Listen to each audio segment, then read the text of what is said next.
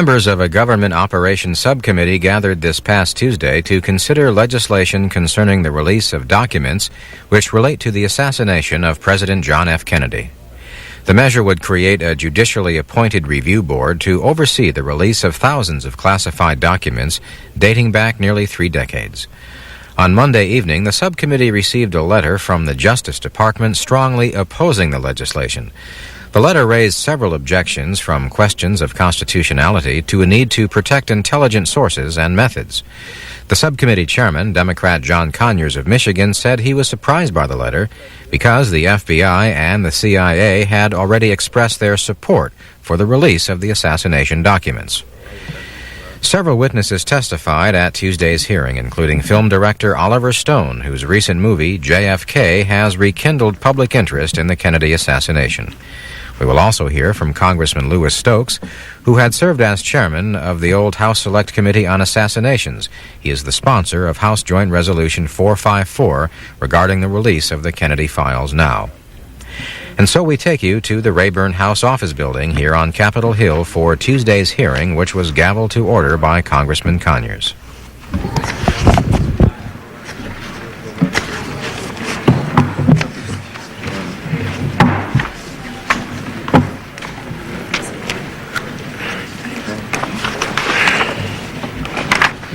Don't I have a bigger gap?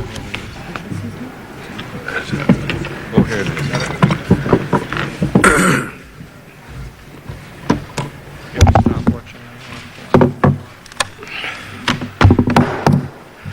is. Subcommittee will come to order.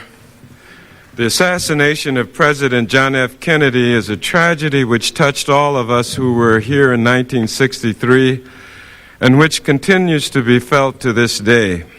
We lost a unique leader who brought a singular humanity and a lasting vision to American policy both at home and abroad. Indeed, the loss of John Kennedy's leadership haunts America today, as his vision of common sacrifice for the common good is now often displaced by cynical politics of self-interest and greed. Today, we consider legislation that would publicly release the investigative files and other documents relating to the assassination. Isn't it time for the American people to at least know what its government knows and what information has been kept from them about what happened at 12:30 p.m. in Dallas, Texas on November 22nd, 1963? Too many feel that something is being concealed, and the only way to put these concerns to rest is to open the files now. The circumstances of the murder of President Kennedy and the death of the accused assassin Lee Harvey Oswald shortly after his apprehension profoundly shocked the American people. The 1964 Warren Commission conclusion that Oswald, acting alone, was responsible for the death of President Kennedy has been questioned from the day it was first made public. The assassinations of Dr. Martin Luther King Jr. and Senator Robert F. Kennedy in 1968 increased doubts in the minds of millions of Americans. Subsequently, revelations of bizarre plots by the Central Intelligence Agency to eliminate Fidel Castro made the rumors of a conspiracy, and I use the word advisedly, not entirely out of the realm of possibility. After the 1972 Watergate break-in, some accused CIA operatives of having a hand in the death of President Kennedy. This allegation was probed and rejected in 1975 by the Rockefeller Commission, which was appointed by President Ford to investigate CIA activities in the United States. Shortly thereafter, in 1976, the Senate Intelligence Committee, chaired by Frank Church, disclosed that the CIA had engaged in efforts to assassinate Fidel Castro and other leaders in other governments in the early 1960s. It also reported that information relating to these plots had been concealed from the Warren Commission. Later in 1976, the House of Representatives established a select committee on assassination to reopen the investigation of the assassination of President Kennedy. Chaired by Louis Stokes of Ohio, that committee concluded in its 1979 report that there was substantial evidence that Oswald had not acted alone. Now, 28 years after President Kennedy's death, there exists hundreds of thousands of pages of documents relating to the assassination that are still secret from the American people and Congress. Some of these files belong to the Warren Commission, the Rockefeller Commission, the Central Intelligence Agency. Others were created by congressional investigation, the Senate's Church Committee, and the House Select Committee on Assassinations. 5% of the CIA files have been released under the Freedom of Information Act, but not so with the files from the Rockefeller Commission, the Church Committee, or the House Select Committee on Assassinations. Under current law, many of these materials will still be hidden from public view until the year 2029. If there is no legitimate national security reason to keep them secret any longer, hasn't the time come to end this unnecessary and destructive secrecy? House Joint Resolution 454 would end a pattern of secrecy which to this day fuels the public doubts about the assassination of President Kennedy. I believe the Congress is ready to act and bring an end to this damaging secrecy. In preparation for this hearing, I invited both the Attorney General and the Director of the CIA to testify. They were not able to be here today, and after much negotiation, I can report that the subcommittee will hear the views of CIA Director Robert Gates in mid-May, but we're still negotiating with the Department of Justice to come forward and tell the truth. Late last night, we received the Department of Justice's position, and my worst fears were realized. They raised every conceivable legal objection in an 8-page single-spaced letter. There's not one suggestion of how we might actually work together, the administration and the Congress, to release these documents to the American people. And I, for one, don't understand this resistance. I had expected cooperation and not stonewalling. I think there's a simple principle that should guide us in considering the legislation before this committee. If there's nothing to hide, open up the files. In the event of events of this magnitude, continued secrecy is the most damaging course that we can take in a democratic society. This resolution before us establishes a reasonable way to release these documents. It accommodates legitimate security needs and ensures an independent review of such claims, while mandating the prompt release of all records. It's a resolution which strikes the proper balance, and I congratulate its author, Chairman Louis Stokes of Ohio, and commend it to the members of this subcommittee for their favorable consideration. And I'm now pleased to recognize the ranking member of the Government Operations, the distinguished gentleman from New York, Mr. Frank Horton. Thank you, Mr. Chairman, and at the outset, I'd like to commend you for holding this hearing and taking the lead in this effort to release these materials. Today, we are beginning a process that, although it probably should have been started years ago, does fall within the normal declassification time frame. That is the opening of all the records and materials surrounding the assassination of President John F. Kennedy. It's been almost 30 years since that dreadful day in Dallas, and 30 years has now become the somewhat accepted standard for review and declassification of records. In short, while perhaps long overdue because of the controversy surrounding the tragedy, this upcoming 30th year anniversary does fall within the normal time limits, and it should not be missed. To further delay releasing the material would simply add to the already simmering controversy.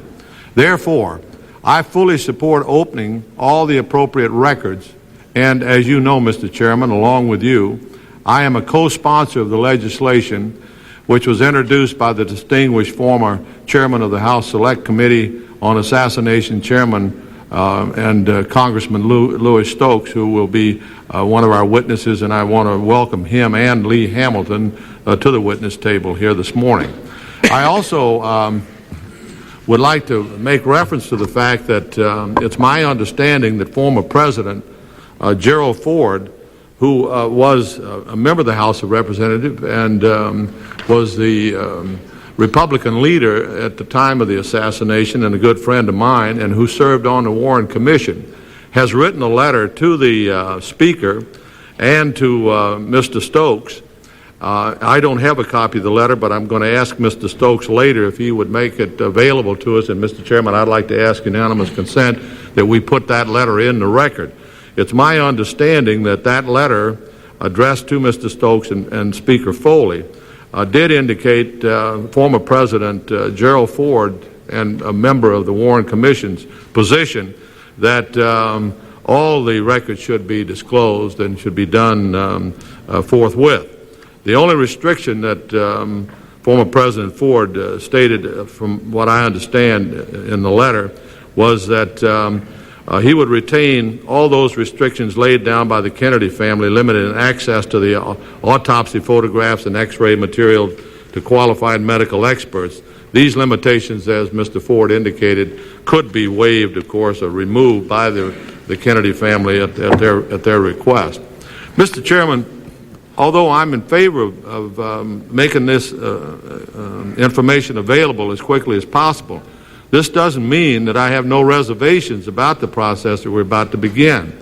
I support finding the truth, not prolonging the tragedy, and I fear that that might be the result. I'm afraid we might be falling into the all too frequent situation of simply following the latest fad. A few months ago, just one author suggested that President Zachary Taylor had been poisoned, so we dug up that poor old gentleman, all to no avail. Another author had a theory that President Lincoln had Marfan syndrome, so there are now some suggestions for DNA examinations. And of course, the major impetus to the current move to re-examine the Kennedy assassination is the movie JFK, with its broad conspiratorial thesis that can probably never be proved. Mr. Chairman, I support the opening and the review of the old records as we approach the normal 30-year review anniversary date, and I sincerely hope that the full, satisfactory truth will be discovered and that this matter can finally be put to rest. Thank you, Mr. Chairman. Thank you very much, Mr. Horton. The chair is pleased to recognize the gentleman from Connecticut, Mr. Christopher Shays. Thank you, Mr. Chairman. I'd like to join with my ranking member in expressing appreciation that you're conducting these hearings, and also to welcome all our witnesses, our fine colleagues from the House, and those who will follow. And I just want to say, Mr. Chairman, that I as well am a co-sponsor of this legislation. I believe that disclosure is needed, necessary, and should happen very quickly. Thank you very much, Mr. Shays. Chair is pleased to recognize the gentleman from New Mexico, Mr. Stephen Schiff.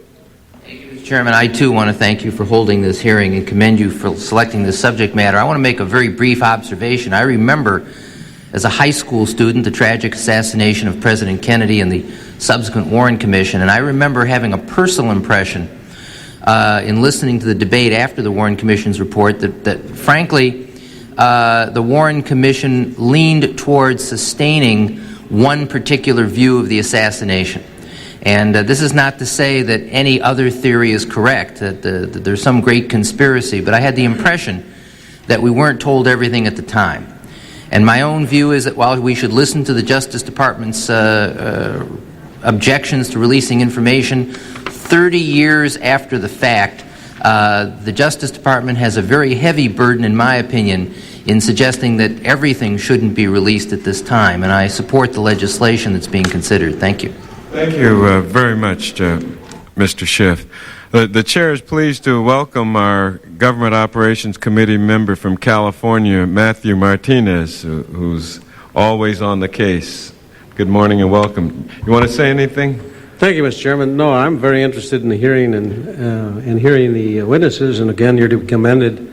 I know that, like Mr. Schiff, when this happened, I was a young businessman just starting my own business, and I remember we had a good number of employees who were actually devastated by the events that took place.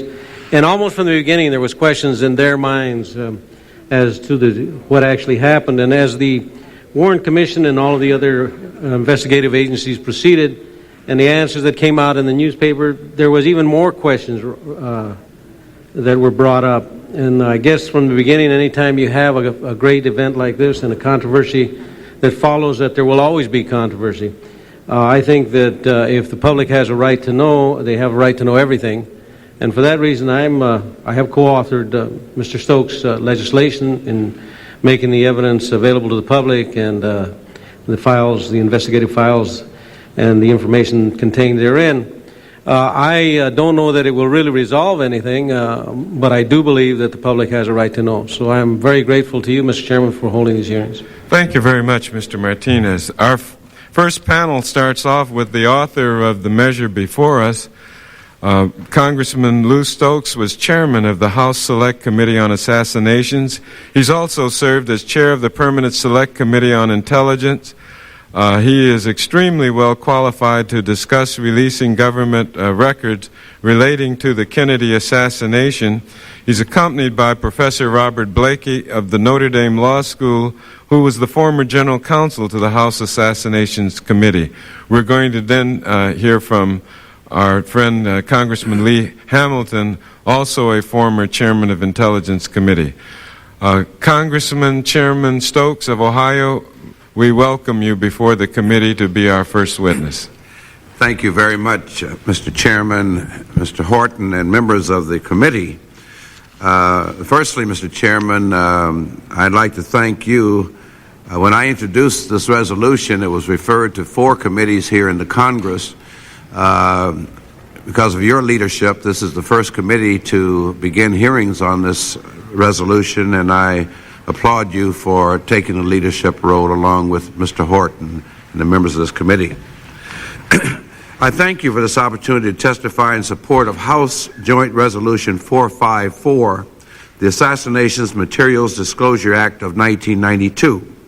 As the former chairman of the House Select Committee on Assassinations, I am proud to sponsor this legislation, providing for the expeditious release of materials in the possession of the government relevant to the assassination of President John F. Kennedy.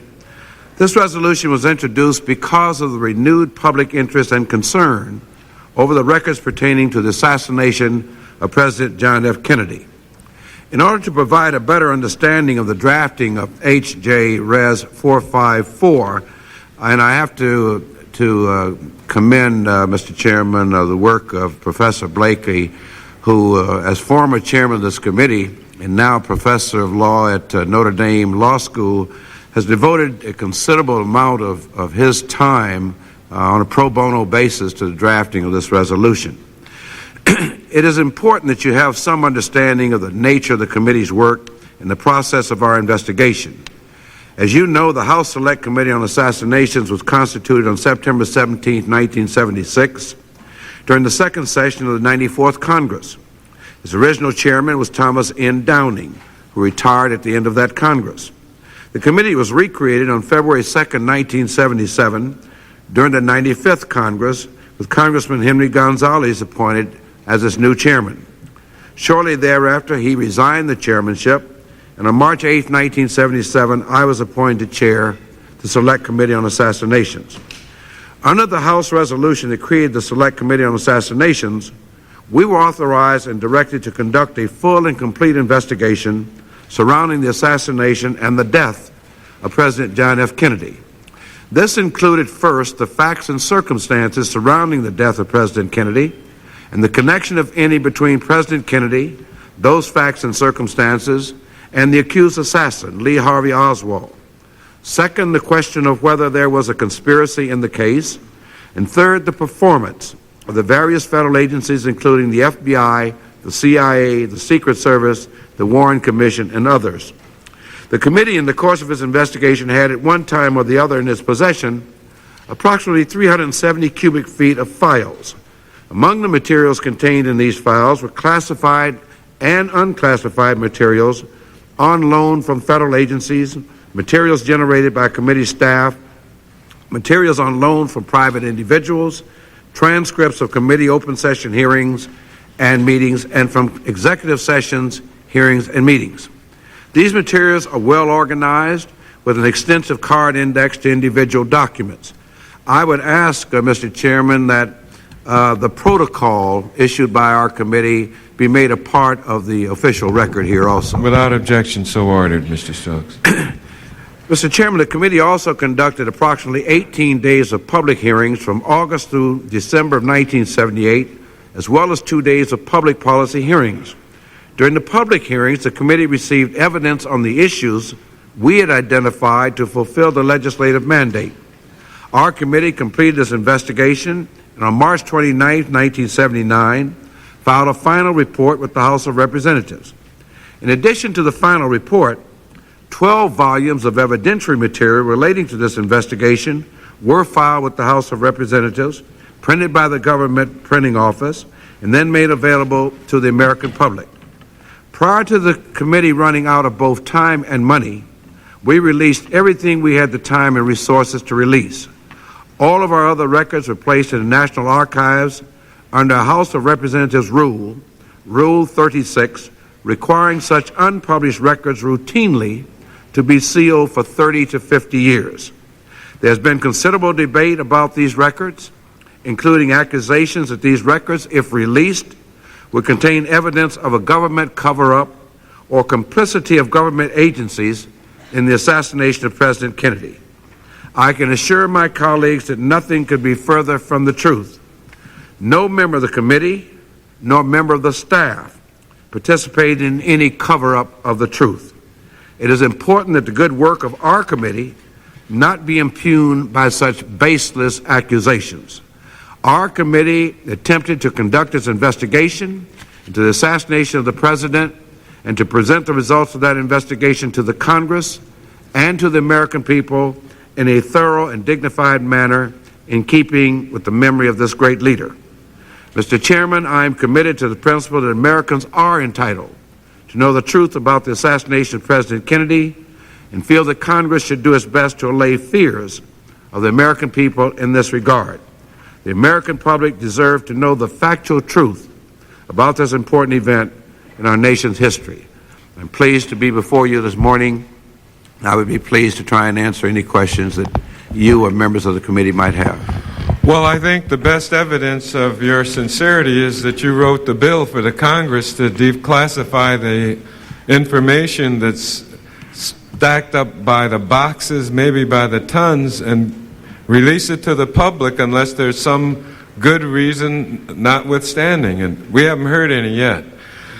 I turn now to another former chairman of the Intelligence Committee, the gentleman from Indiana, Congressman Lee Hamilton, who has been an invaluable advocate in support of the further release of government records and for a re-examination of the classification system used throughout government. He also serves with great distinction on the Foreign Affairs Committee. We welcome you, Chairman Hamilton, to this proceeding. Thank you very much, Chairman Conyers, Mr. Horton, Mr. Schiff, Mr. Shays, Mr. Martinez. Thank you for giving me the opportunity to testify before your committee on this important bill. I'm pleased to join with you, Mr. Chairman, and Mr. Horton and Chairman Stokes as an original co-sponsor of the bill. I hope that both houses of Congress will act swiftly with due care to protect national security interests, to pass this bill, send it to the President, and I hope that he will promptly sign it. The time has come to open the files and make public all the information we can about this tragic event in our nation's history. The bill before us today does several things. It would make public not only material from the House Select Committee. I understand the Select Committee has over 800 boxes now available, but also material from other agencies of government, including the Warren Commission, the CIA. I'm told the CIA has 300,000 pages. FBI, Justice Department, and other executive branch departments and agencies, as well as material from the Senate Church Committee investigation. The bill mandates a comprehensive review of all federal government records relating to the assassination of President Kennedy. It establishes an independent, impartial, 5-member review board to conduct this review. This bill appropriately provides an exemption for material which would infringe on an individual's privacy rights, or would compromise current intelligence sources or methods. Due care is taken to adhere to our intelligence standards and to protect them. But the premise of the bill is in favor of the public's right to know, as it should be. A number of recent polls have shown that approximately 75% of the American people believe that there was a conspiracy to assassinate President Kennedy.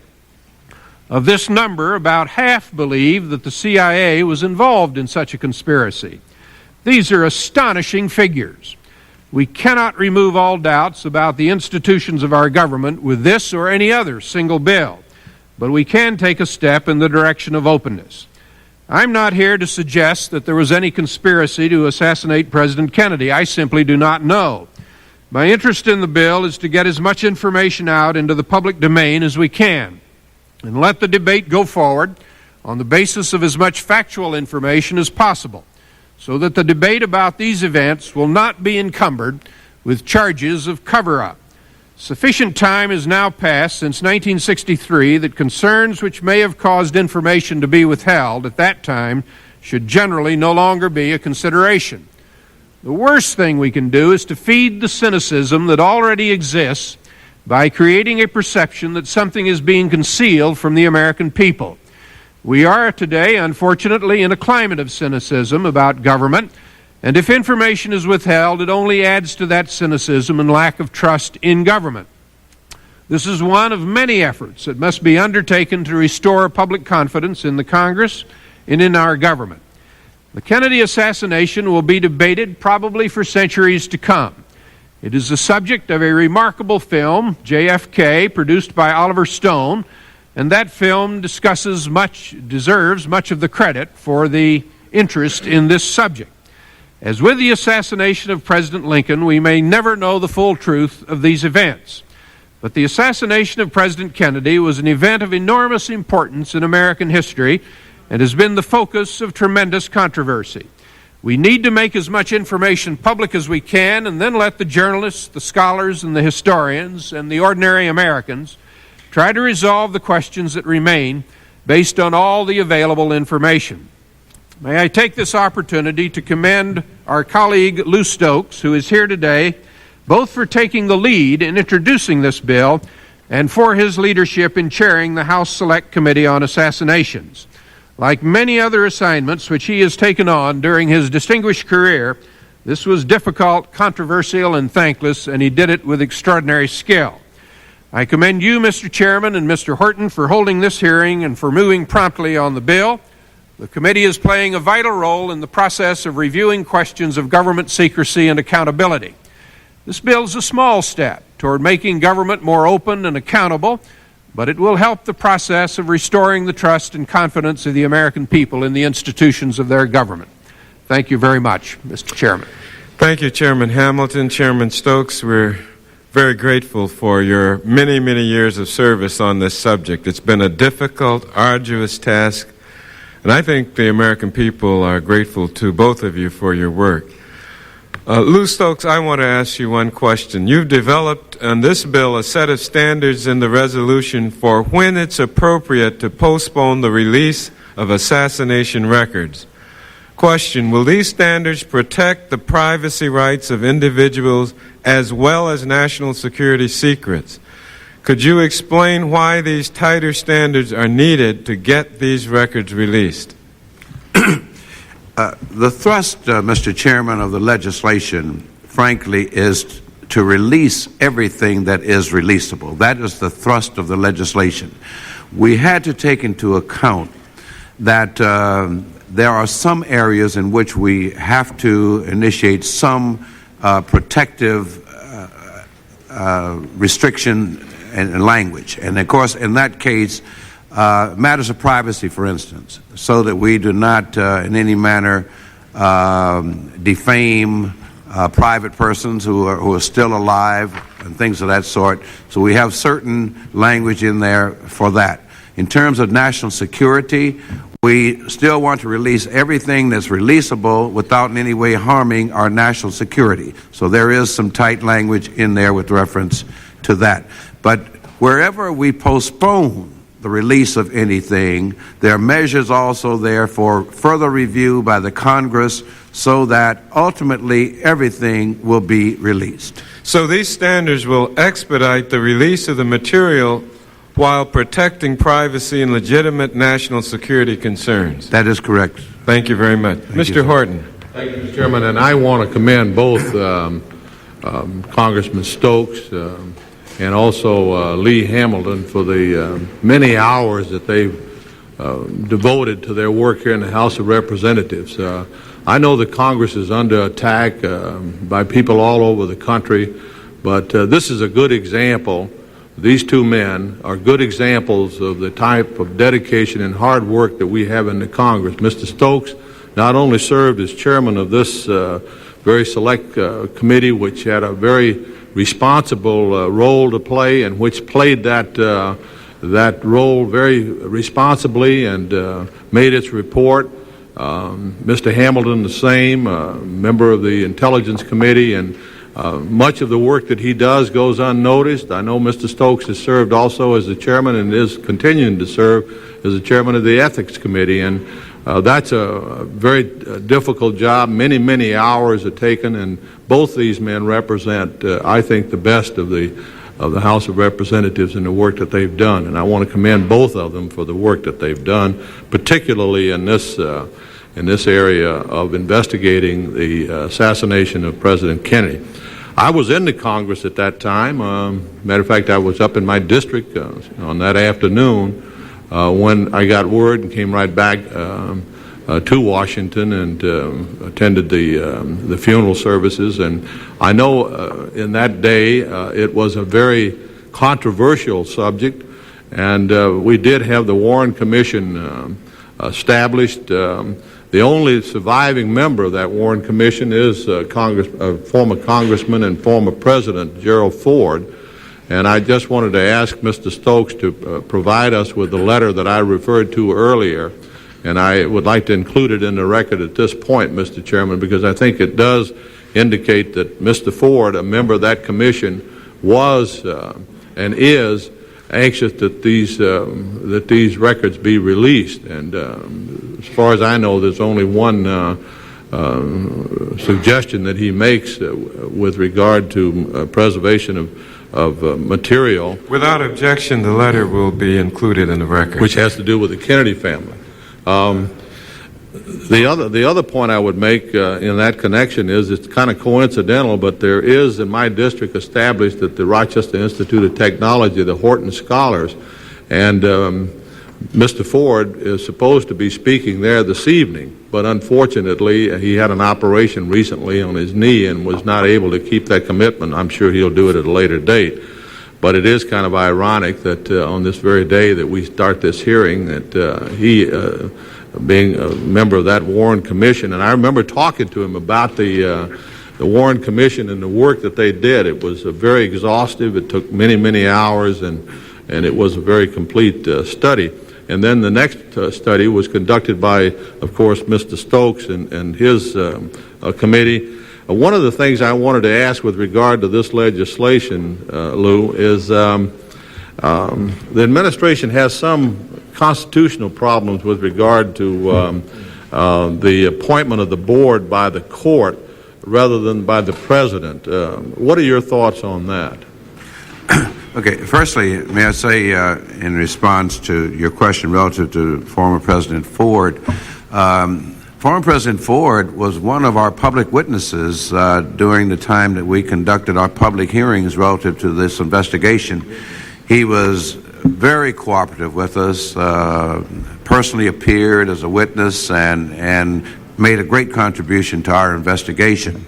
During the course here where we have now been considering introducing this resolution, during the public controversy surrounding this matter, President Ford did write a letter to me, and the thrust of the letter was that all the materials should be released, including the Warren Commission materials and our materials and other materials, and he was very helpful to us in that respect. I put his letter, in fact, in the congressional record some weeks ago, And when we drafted this resolution, we had in mind the suggestions of President Ford, because one of the things that he also wanted done was to have the Justice Department do some additional work with reference to the acoustical data, the scientific data that was gathered by our committee. So we're very pleased to say to you that not only did we receive his letter, and we're pleased to provide to you for this record, but President Ford is very helpful to us. Now, with reference to this resolution that I introduced, prior to doing so, I was in touch with the CIA, the FBI, the Secret Service, the directors and heads of each of those agencies.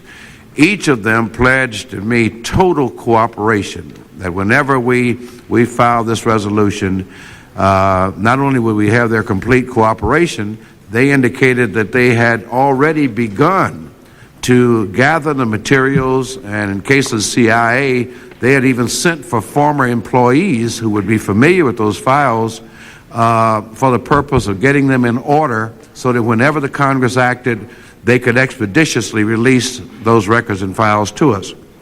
So our response, both to me and to Professor Blakey, was very good from the heads of each of those agencies.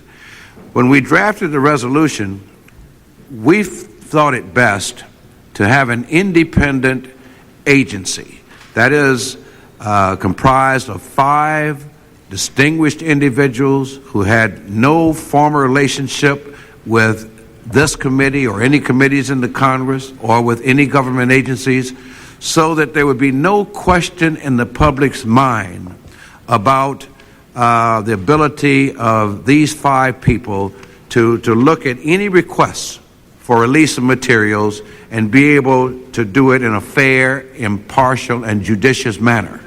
And that's why we felt that in the same manner that special prosecutors are appointed to do special investigations, that the Court of Appeals here in the District of Columbia ought to be the appointing authority. I would still think that we ought to take it out of the realm of politics in terms of a political appointment by the President of the United States, so that the American public will have total confidence in this fair and impartial board appointed by a court of law. One other question I wanted to ask.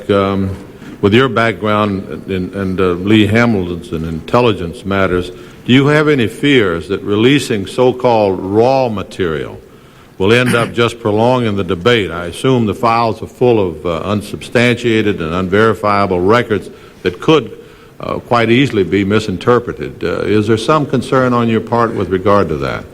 Certainly. I will also yield, of course, to Mr. Hamilton for his views, and I'll have great respect for his views, too.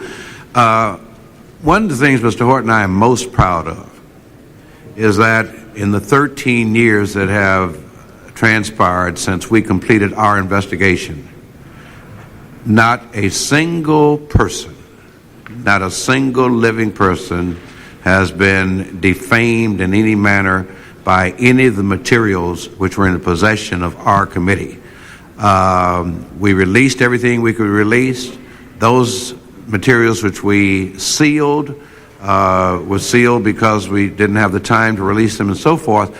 But we were very careful about not wanting to put into the public domain any type of raw data, unsubstantiated data, rumor, myth, hearsay, that type of thing that could harm living individuals. We still have those same type of concerns and do not feel that it helps the American public to have thrown out into the public domain information that would tend to harm or defame living individuals. But there is no restriction now on that type of material. In other words, the material that you're talking about that was sealed would now be released. Is that correct? Well, there are privacy limitations under this resolution. Well, but with that exception, privacy, but with that exception, all the materials would now be released, which would mean some raw materials. Well, we do have restrictions dealing with national security matters also. There are several restrictions that are built into this resolution, which we would anticipate that the executive committee would adhere to. Lee? Mr. Horton and Mr. Chairman, it's just my impression that Chairman Stokes has done an excellent job in protecting both the national security interests and the privacy interests in the manner in which he has drafted the bill, and I commend him for that. You asked if material could be released that would be misinterpreted. I assure you that material will be released that will be misinterpreted. But that's part of the discussion and debate that will have to go forward in order to arrive at truth in the end, we hope. And let me just add a word that I hope very much that this bill can go forward and be enacted by the President, that it will not become a matter of debate about a veto. I hope that can be avoided. I want to agree surely with we you. want to work with the administration. I want to agree with you on that. I hope that we can get a bill that the President will sign. Absolutely. This bill should not become the grounds for a presidential veto. We're basically all in accord, I think, on the premise, and that is to release as much information as possible. In the event of a veto, which none of us want, then I hope that at a minimum, the House would pass a resolution to release the files of the House Select Committee and set a good example for the executive branch, and then have the executive branch follow through and release as much as possible. Great idea.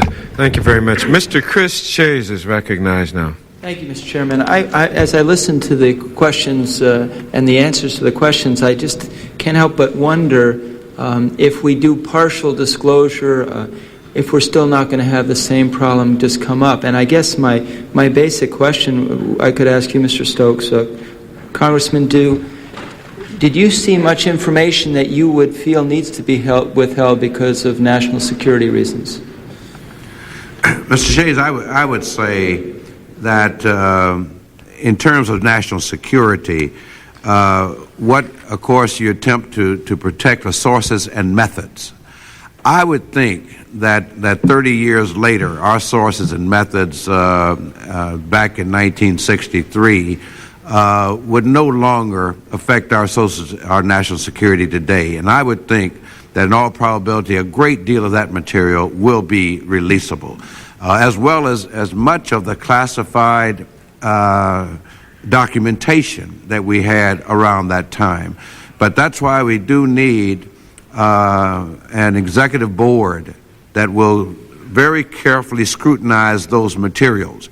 But the thrust of the legislation is to try, even in that area, the area of national security, to release as much as is releasable. And I think that's consonant with what the CIA is trying to do right now under its current director, who has ordered a review of all of their classified documents to see what documents have heretofore been classified that can be declassified and released in the public domain. So I would think that can be done under this legislation. As a member of Congress, as do all members of Congress, get to see classified information, and quite often I wonder why it's classified, but I have to think, going back 30 years ago, that we're talking about practically just a very tiny amount that would have to be classified. But I certainly would hope that this wouldn't be an abused process. And let me just ask you the other question. Yes, definitely, Mr. Hamilton. I think you've raised an excellent point. You got to be very careful in this bill that the loopholes don't swallow it. That the loopholes become so large that an awful lot of information is held back. I think the bill is carefully crafted. It does protect things that ought to be protected, privacy and national security. But all of us know that when you interpret national security, you can get a wide variety of what constitutes national security. That's why the board that the chairman has recommended becomes very critical. You've got to get people there with very good judgment who will restrict as much as possible the information on a narrow definition of national security and, of course, an appropriate consideration of privacy rights. But we've got to be very careful once this bill is enacted, if it is enacted, that it be implemented in such a way to fully achieve what we're seeking. Let me ask the second question. Thank you, Mr. Hamilton. And either of you could respond, have either of you seen documentation that would tell you that there needs to be much information held based on privacy interests? Yes, Mr. Shays, I would say that there is quite a bit of information in there that would fall in that category. And in particular, we might mention to you in the electronic surveillance area. That's an area we'd be particularly concerned about in terms of privacy. Well, I would conclude by just sharing my colleague, Mr. Hamilton's comments, that I think that, I mean, I don't want to put words in your mouth, but I'm just left with tremendous concern that we not compromise the bill in order to get something that is veto-proof. I would rather see us argue for a bill that we really believe will provide that disclosure and limit the amount of national security documents that will be withheld or privacy documents that will be withheld, and that we have the kind of disclosure that will really, I think, result in what we want, and that is for the information to be out there and to be debated by all Americans. Thank you. Thank you, Mr. Chairman. Thank you very much, Mr. Shays. Without objection, the chair will include in the record the letter from the Department of Justice expressing their views on the pending matter.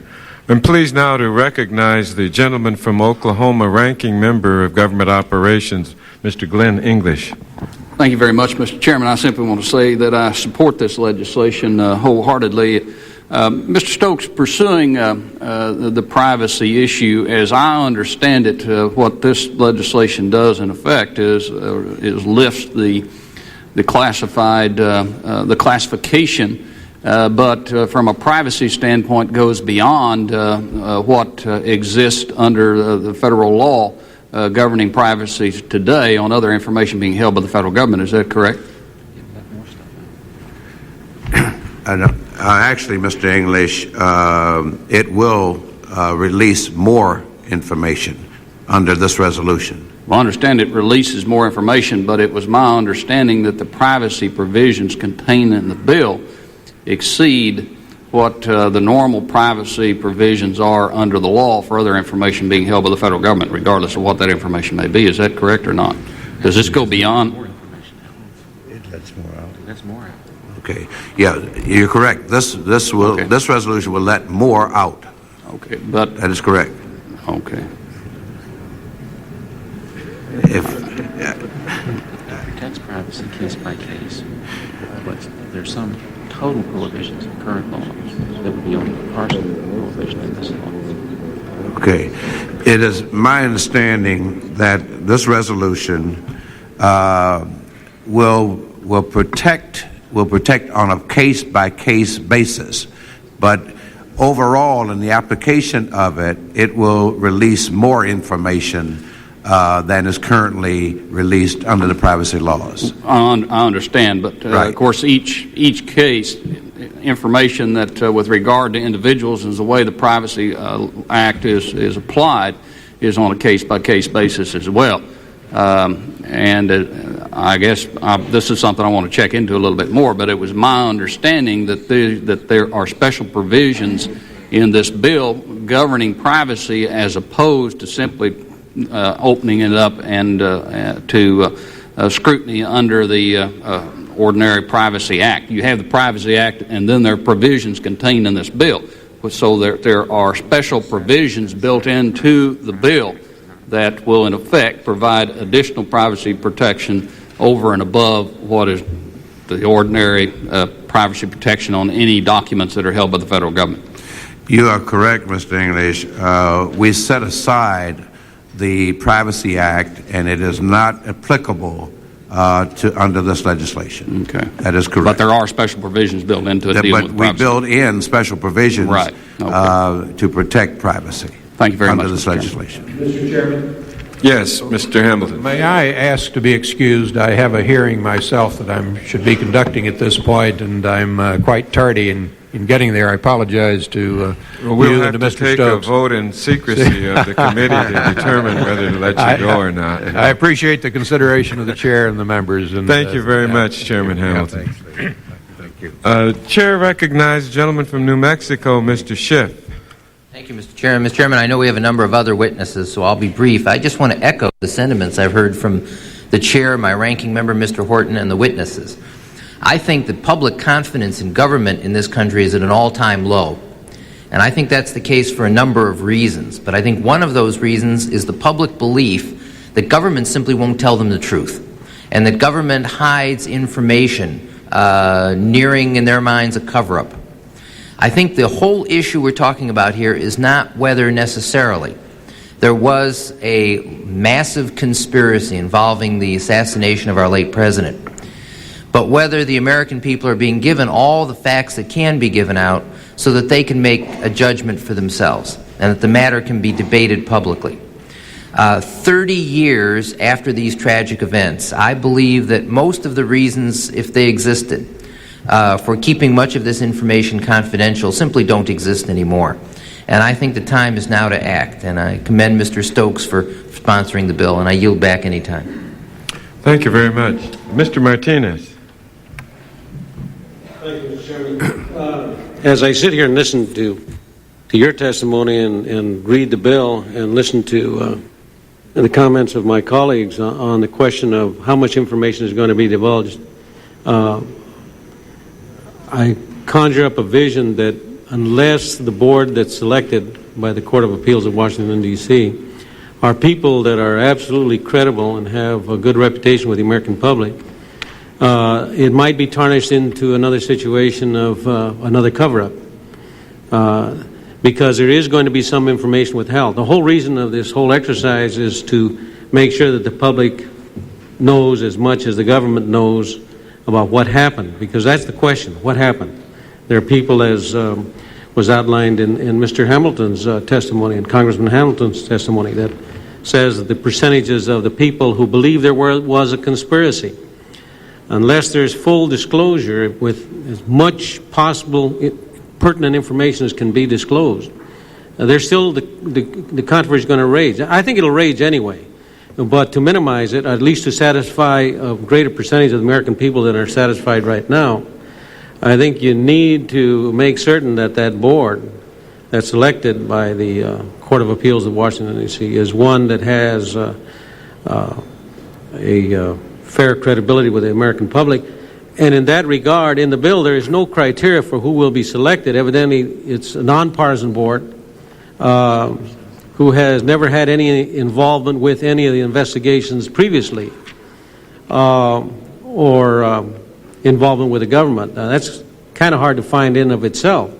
But why wasn't there written into the bill some kind of guidelines as to who the Court of Appeals would select? Mr. Martinez, you raise an excellent point, and the reason that I've taken the position as I did in response to Mr. Horton's question that we should let these appointments take place under a court rather than by the President of the United States is because in the resolution itself we have a section designated which reads appointment. And it says the Division of the United States Court of Appeals for the District of Columbia Circuit, established under Section 49 of Title 28 United States Code, shall within 90 calendar days of the date of enactment of this joint resolution appoint, without regard to political affiliation, 5 distinguished and impartial private citizens, none of whom are presently employees of any branch of the government, and none of whom shall have had any previous involvement with any investigation or inquiry relating to the assassination of President John F. Kennedy, to serve as members of the review board. So that was the criteria we tried to build in to be sure that these persons would represent distinguished private individuals without political affiliation. No, I agree with you that I think that they should be those kinds of individuals and that that's important to their mission in making sure that the general public feels that they've received as much information as they possibly can without violating the privacy of individuals or without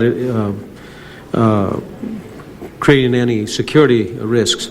Let me ask you just one more question very quickly. You know, you had mentioned in your testimony and originally when you sent your dear colleague around on your legislation, I was intrigued by the fact that you ran out of time and money, but up till that time you had released as much information as you could. The only information you didn't release was that you didn't have time to release because of running out of time and money.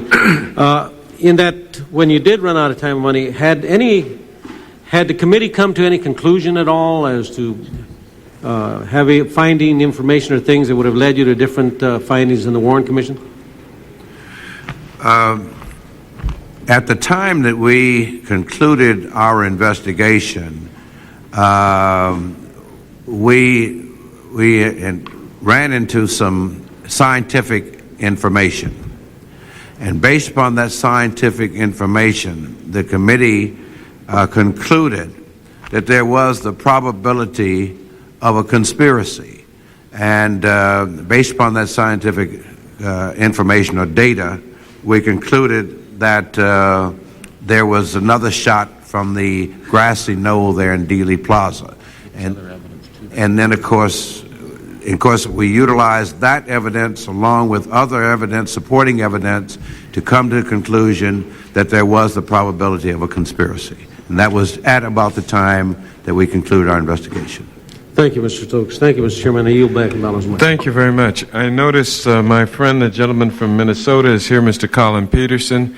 Do you have any questions of the witnesses, sir?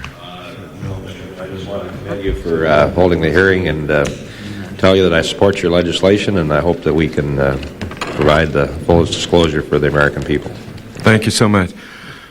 The gentleman from New York. I'd like to ask unanimous consent to include in the record at this point the names of the people who were members of the so-called Warren Commission, and then also the name of the General Counsel J. Lee Rankin, the assistant counsels, one of whom will be testifying later, Howard P. Willens, W-I-L-L-E-N-S, who was also a liaison between the Commission and the Department of Justice, and then the various staff members of that Warren Commission, so we'll have it in the record at this point. Without objection, so ordered. Thank you. Also, Mr. Chairman, I noticed that Chairman Stokes didn't read all of his statement. I would assume that we could put the rest of his statement in the record. I suppose in the interest of time, I had just shortened my statement, Mr. Chairman. I would ask unanimous consent that my full statement be made a part of the record. Without objection, all the statements of all witnesses will be here. Well, Mr. Stokes, you've done us a signal honor by crafting the first bill to go through. And now if you can keep the President from vetoing or even threatening to veto your legislation, you will have earned your spurs all the way. Ask permission for Mr. Blakey to make one statement to you. What's it about? I only have one request and one comment, Mr. Chairman. I provided the staff an outline of the recommendations. Turn the mic on. Turn the mic on. I provided the staff an outline of the recommendations and findings of both the Warren Commission and the Select Committee on Assassinations, and I would ask that be... No, sorry. We looked at it and we don't like it. Okay. We're not going to include it in the record, and I'm sorry you asked. Okay.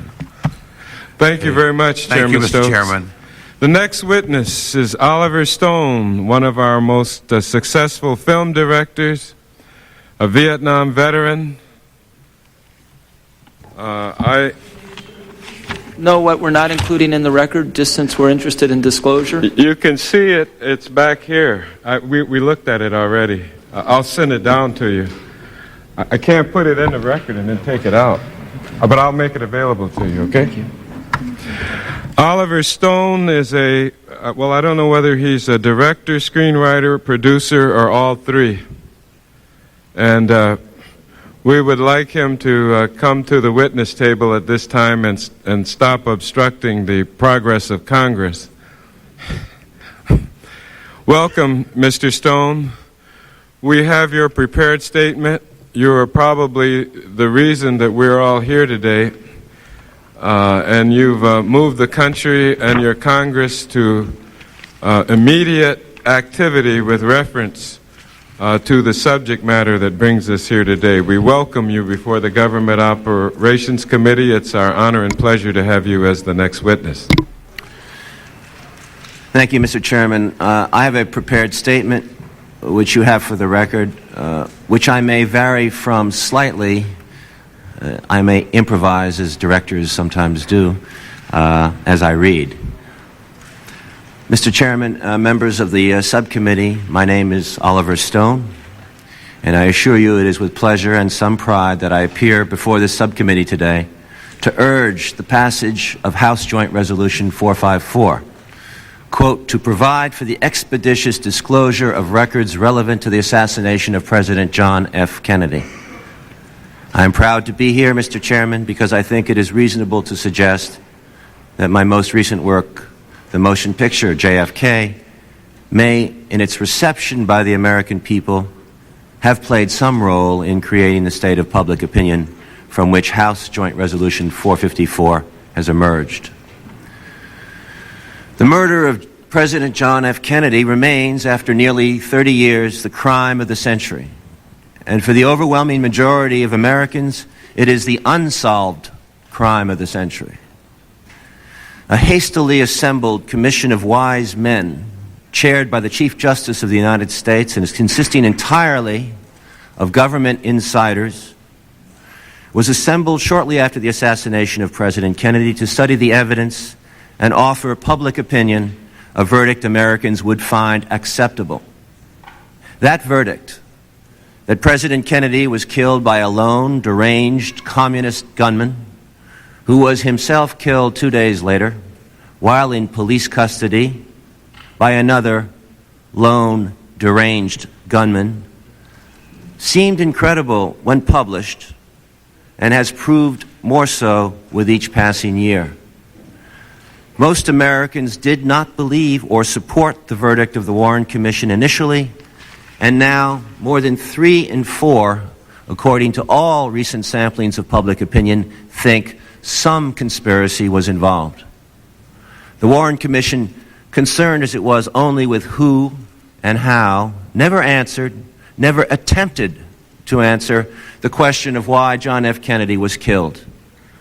Obvious connections, Lee Harvey Oswald's to intelligence organizations and individuals, Jack Ruby's to organized crime, were uninvestigated and unexamined. And so from day one, the mainstream media of the United States, our major newspapers, magazines, networks, reporters, columnists, and correspondents accepted the official verdict and never began, let alone pursued, an investigation. Hard as it is to believe the crime of the century, in which the preliminary verdict was widely disbelieved and discredited, was never seriously investigated by any major journalist or journalistic organization in America, even those priding themselves on their existence as, quote, newspapers of record or centers of investigative journalism. And thus, the official media joined official government in a decision to stonewall the American people, partly through lethargy, and in part, an important part, to protect their own record of inaction and bland acceptance of the unacceptable. And so, Mr. Chairman, when Warner Brothers wholeheartedly supported, against urgings by those very media defenders of orthodoxy and silence, to suppress my film, The Making of JFK, Americans finally confronted on the screen the fact that most of the records which could have yielded a different verdict, CIA, FBI, military and naval intelligence, the files of the investigation by this body's Select Committee on Investigations, all these were sealed from public view for 50 years. So it was no surprise a movement began in this House, in the Senate, and in public to open those files to permit us to try to find out the truth we had so long been denied. What were Lee Oswald's connections to American intelligence agencies, the CIA, the FBI, Army Intelligence, and the Office of Naval Intelligence? How was he permitted to re-enter the United States when he had renounced his citizenship, in his own words, to give secrets to the Soviet Union? How was he able, on almost no notice, to leave the Marines on a trumped-up excuse, to go to the Soviet Union almost immediately? What were his connections with CIA-involved White Russians in Dallas, or the anti-radicals in New Orleans like Guy Bannister, David Ferry, and Clay Shaw? Why did he distribute obviously bogus pro-Castro leaflets while headquartered in the same office in New Orleans as militant anti-communist ex-intelligence officers? How did he get the job in the book depository overlooking the very precise point in the motorcade where President Kennedy's car had to slow down to 11 miles an hour? How did he get the job only several weeks before? What kind of coincidence was that? How did Lee Oswald get the rifle under the alias Lee Heidel when he could have bought a rifle in any gun store in Texas without having a trace on it? Just what were Jack Ruby's ties to organized crime? And how could he, Jack Ruby, a private citizen known as a small-time hoodlum, enter the Dallas police station armed and confront and shoot without hindrance the guarded and manacled man accused of the most publicized crime in our history? And finally, why was President Kennedy killed? Since it has been established from other evidence that he was indeed embarked upon a course to change our foreign policy with respect to the Soviet Union, Cuba, and the nations of Southeast Asia, including a decision on paper to withdraw our advisors and send no combat troops into the military and moral quagmire of Vietnam, was this the reason? Perhaps, Mr. Chairman, the files which are the object of House Joint Resolution 454 will yield some or all of these answers. Perhaps not. But without this resolution, we shall never know. And in a free society, that is intolerable. The stone wall must come down. Now, I am aware, Mr. Chairman, the resolution will be criticized. Legal hair-splitting by the Department of Justice and the Office of Management and Budget, part of arcane battles which really concern the propriety of the special prosecutor rules, may impede passage. The actual language of the resolution may have been drafted as too complex, but none of those objections can have a lot of weight with those millions of Americans, 15, 17 million Americans, who saw JFK in movie theaters, and millions more, maybe another 20 or 30 million, who will see it at home on video cassette and on television. Nearly all of whom are determined 50 years shall not pass before we can pierce the media's silence and learn the truth for ourselves. The people have spoken loudly and clearly. The agencies who have stonewalled for decades may invoke that catchphrase of obstructionists and hiders of the truth, the magic words, national security. But, Mr. Chairman, our enemy lies in ruins, and the danger some Soviet agent may learn something embarrassing to the CIA or naval intelligence is no longer important, if it ever was. It is only important to those who may be hiding something. Perhaps a handful of living people whose names are in these records may need protection for reasons of privacy. But that can be easily accomplished, and those names, if any, can be easily edited. Mr. Chairman, don't let the existence of thousands of pages of documents deter you from the course of openness and candor you have so strongly set. The technology exists to review those files swiftly and fully. If the task is undertaken by people who want the files open, it will be done quickly. If by those who want them to remain concealed, then lawyers can be found, petty arguments can be interposed, and journalists can be prompted to support those arguments to keep them sealed for another 50 years. I believe this is an idea whose time has come. Americans will support you as you move forward. Thank you so much, Mr. Stone. We have 74 co-sponsors on the bill at this present time, and we think that a result of the initiation of these hearings, we'll soon get the required number. You are a great American, and you've done your country a great service. As one who enjoys and appreciates the power of film as a part of our culture, I read more criticism than I see movies these days. And the only question that I would like to put to you, And I didn't realize when this first occurred to me that you would be before my committee sooner than I thought. Did you over-lionize Jim Garrison for some artistic reason or through your view of what you were doing with the drama there? Or did you really think he was as great a person as he was, as I've been told he's represented in your film? I don't think I had the time in the 3-hour and 8-minute movie to go into a biography of Jim Garrison. The movie dealt with 4 storylines: Garrison's investigation in New Orleans, the reconstruction of the event in Dealey Plaza, Mr. Oswald's background, and the military-industrial theme that we introduced with the character name X, based on Colonel Fletcher Prouty. So I had 4 themes, and I had little time to dwell into some of the flaws and defects of Mr.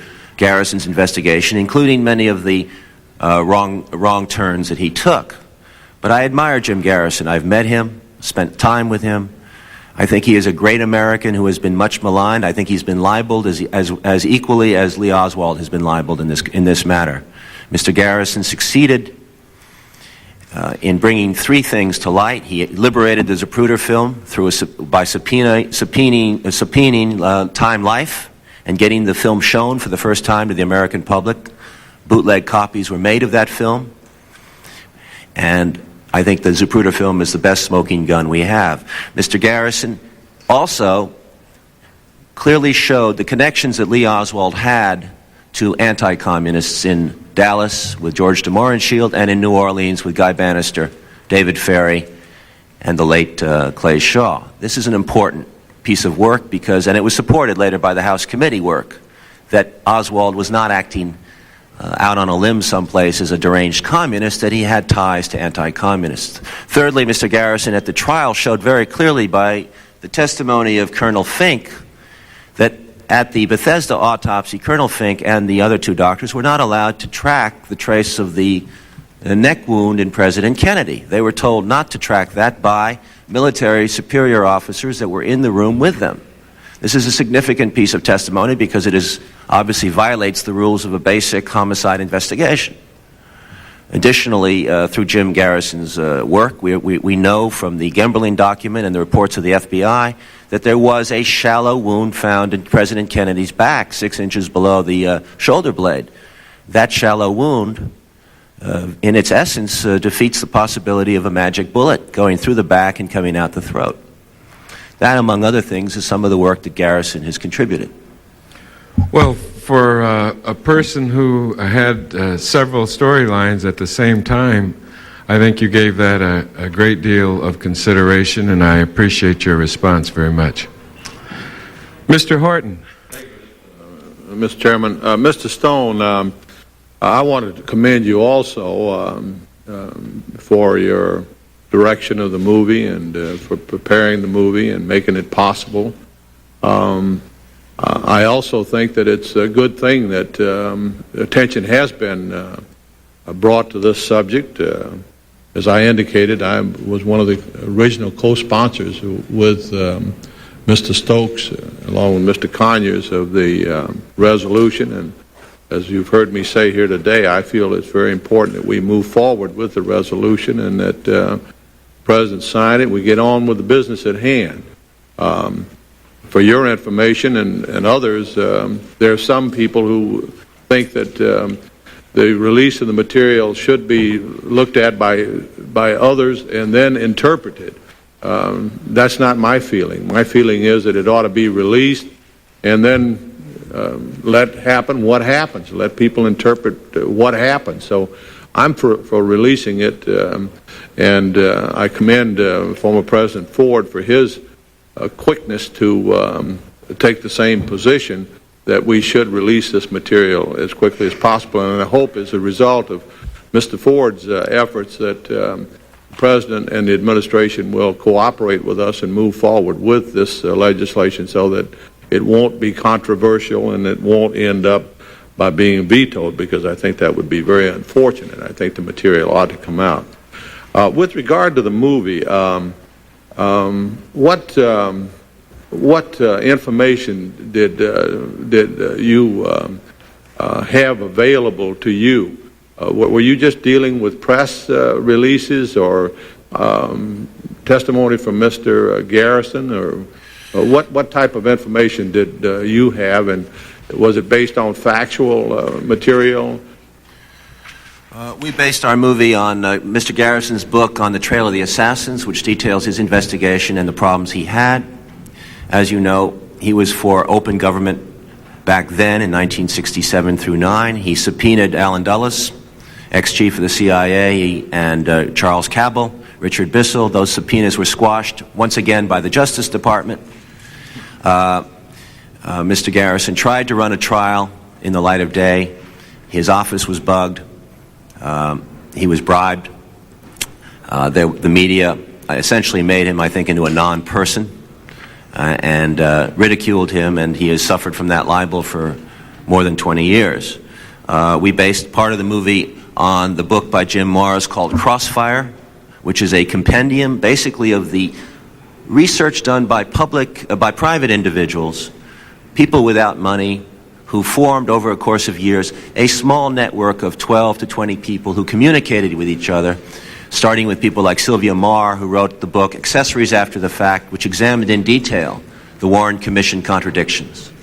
And it was this small network of private researchers that I believe have done the most serious and progressive work in the assassination, whereas I feel that government bodies, from the Warren Commission on down, have stagnated in their investigation into this area.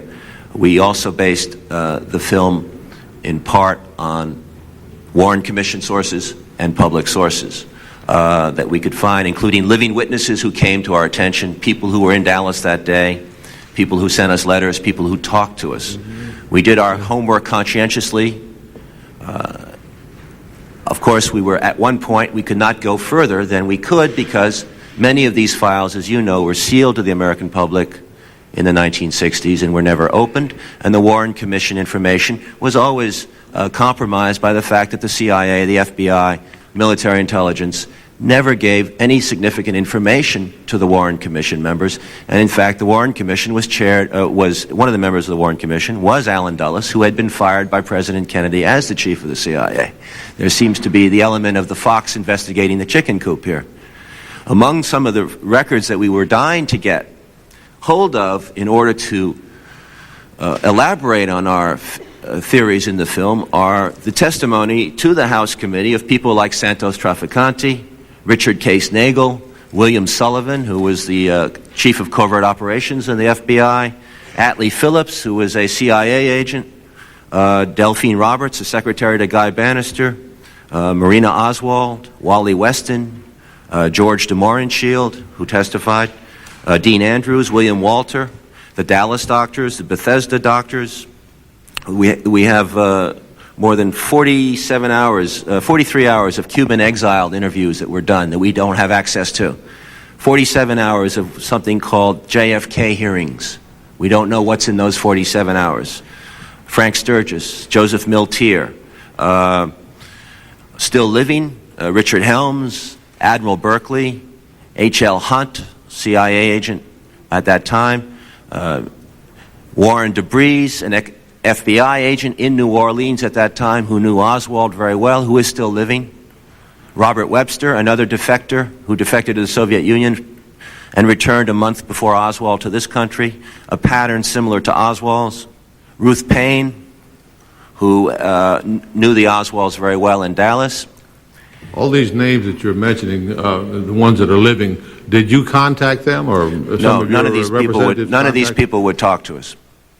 Would the gentleman yield Yes. to me? First of all, I see Professor Blakey is back in the room, and I want to apologize to him and tell him that on reconsideration of the statement that he submitted, it will be accepted into the record.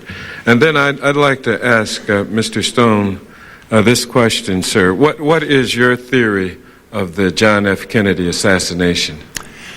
Contrary to the many misrepresentations you've read in the press, that I have postulated some massive conspiracy where 4,000 people get together at a convention in Miami Beach and call for the murder of the president, if you look at the film closely, which is quite possible now that the video cassette is coming out and you can have a second viewing in your home and pause and stop and actually listen to what people are saying, you will find that there are essentially two conspiracies are hypothecated. The first one, a conspiracy to kill the president, which is very small and covert in nature. I can see as little as 5 to 10 people being involved in it.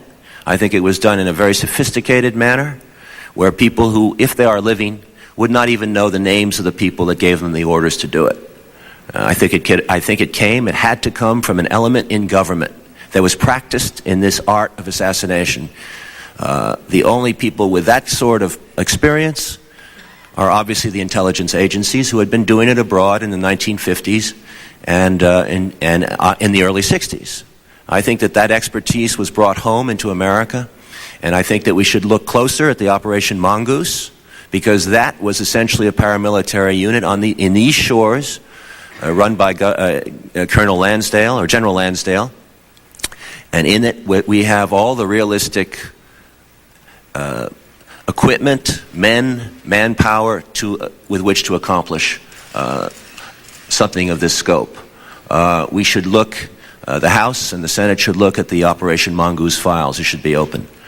There's a second conspiracy I hypothecate, and that is the conspiracy to cover it up. And that cover-up, I believe, has been going on for 28 years, and most recently expressed itself in the vehement attacks and misrepresentations on my film. That cover-up, I believe, involved people like Lyndon Johnson. I think the appointment of the Warren Commission was a means by which to derail a serious homicide investigation, which was never accomplished. A trial should have been held in Texas. The body should have been examined in Texas and as we know, the Bethesda autopsy through the investigation of James Garrison, we know that autopsy was a compromised, if not a rigged affair. The cover-up extends, I believe, to the FBI and Mr. Hoover, at that time chairman of the FBI. Mr. Hoover's, let's say, to use a euphemism, open dislike for the Kennedys. And I think it extends to people in the Warren Commission, such as Alan Dulles, whose motives, I think, are subject to scrutiny. But I don't think necessarily that the people involved in the cover-up were people involved in the conspiracy to kill him. What I did in the movie was show a paradigm of possibilities. I showed a president that deeply divided the country, made many enemies through policies against intended to end the Cold War. His American University speech, I think, is an eloquent testimony by an American president to ending the Cold War. Signing the Nuclear Test Ban Treaty was a major breakthrough. Backdoor negotiations with Fidel Castro, a warming relationship with the Premier Khrushchev of Russia, a strict no-combat policy in Laos and in Vietnam, a no-combat policy in Cuba on 2 occasions, Bay of Pigs and prior to the missile crisis of October '62. I think we have a president that was moving on many fronts to rock the boat, to shake the establishment.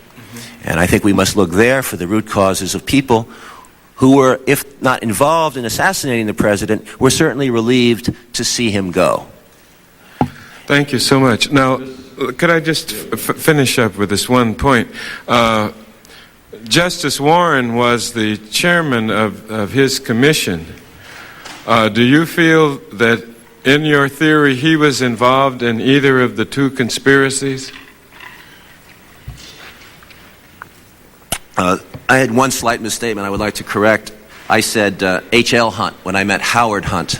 H.L. Hunt is a private citizen. Howard Hunt was a government employee. He was a CIA agent who was involved, as you know, with Watergate. So we had both of them before the committee. So,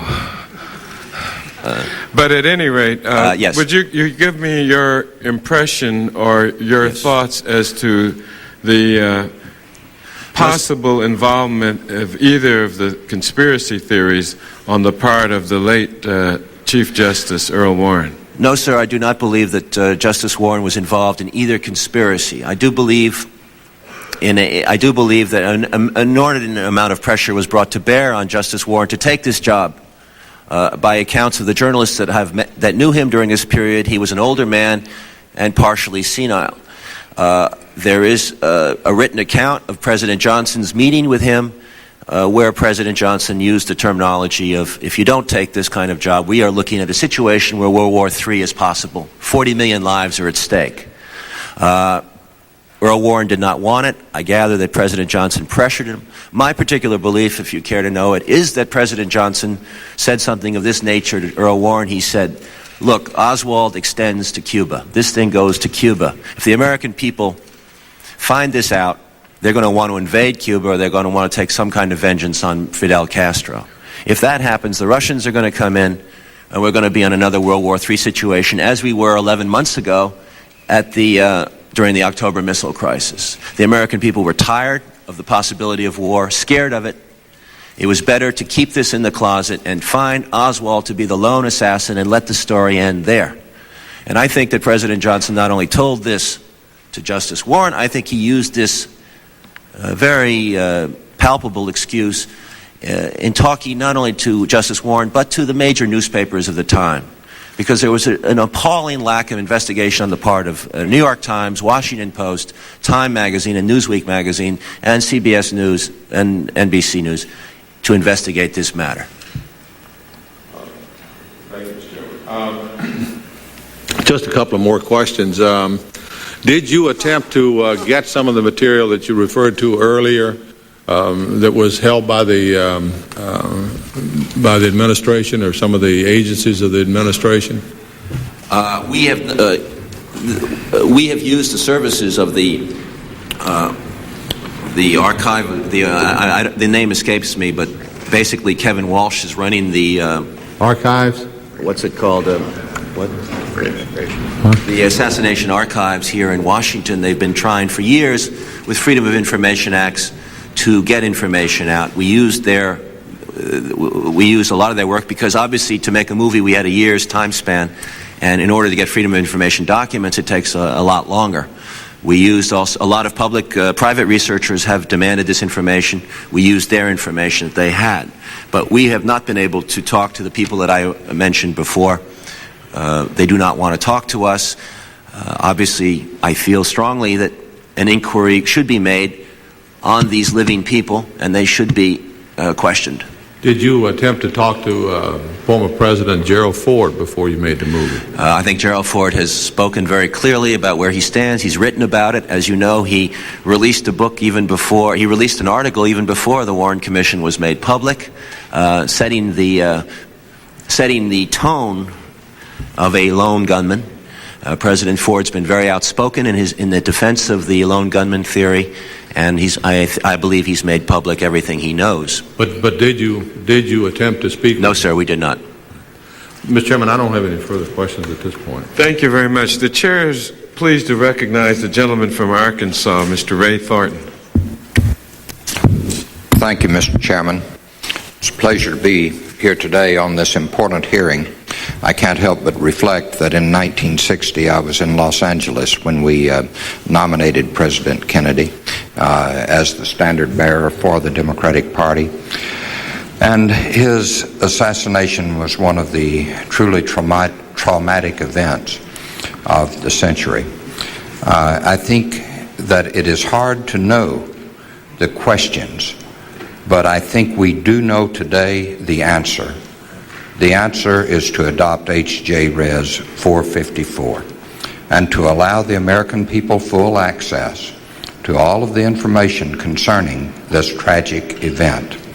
I do want to commend you, Mr. Stone, for bringing the problem to the attention of the American people, and simply to say that it is time that we move forward. I think our colleague, Louis Stokes, has done a tremendous job of preparing information within the limits that were made available to him, releasing such information as he could at the time, and providing that the rest of the information could be released after 30 years. 30 years has passed. It's time to get the job done. Thank you, Mr. Chairman. Chair recognizes the gentleman from Connecticut, Mr. Shays. Thank you, Mr. Chairman. Thank you, Mr. Stone.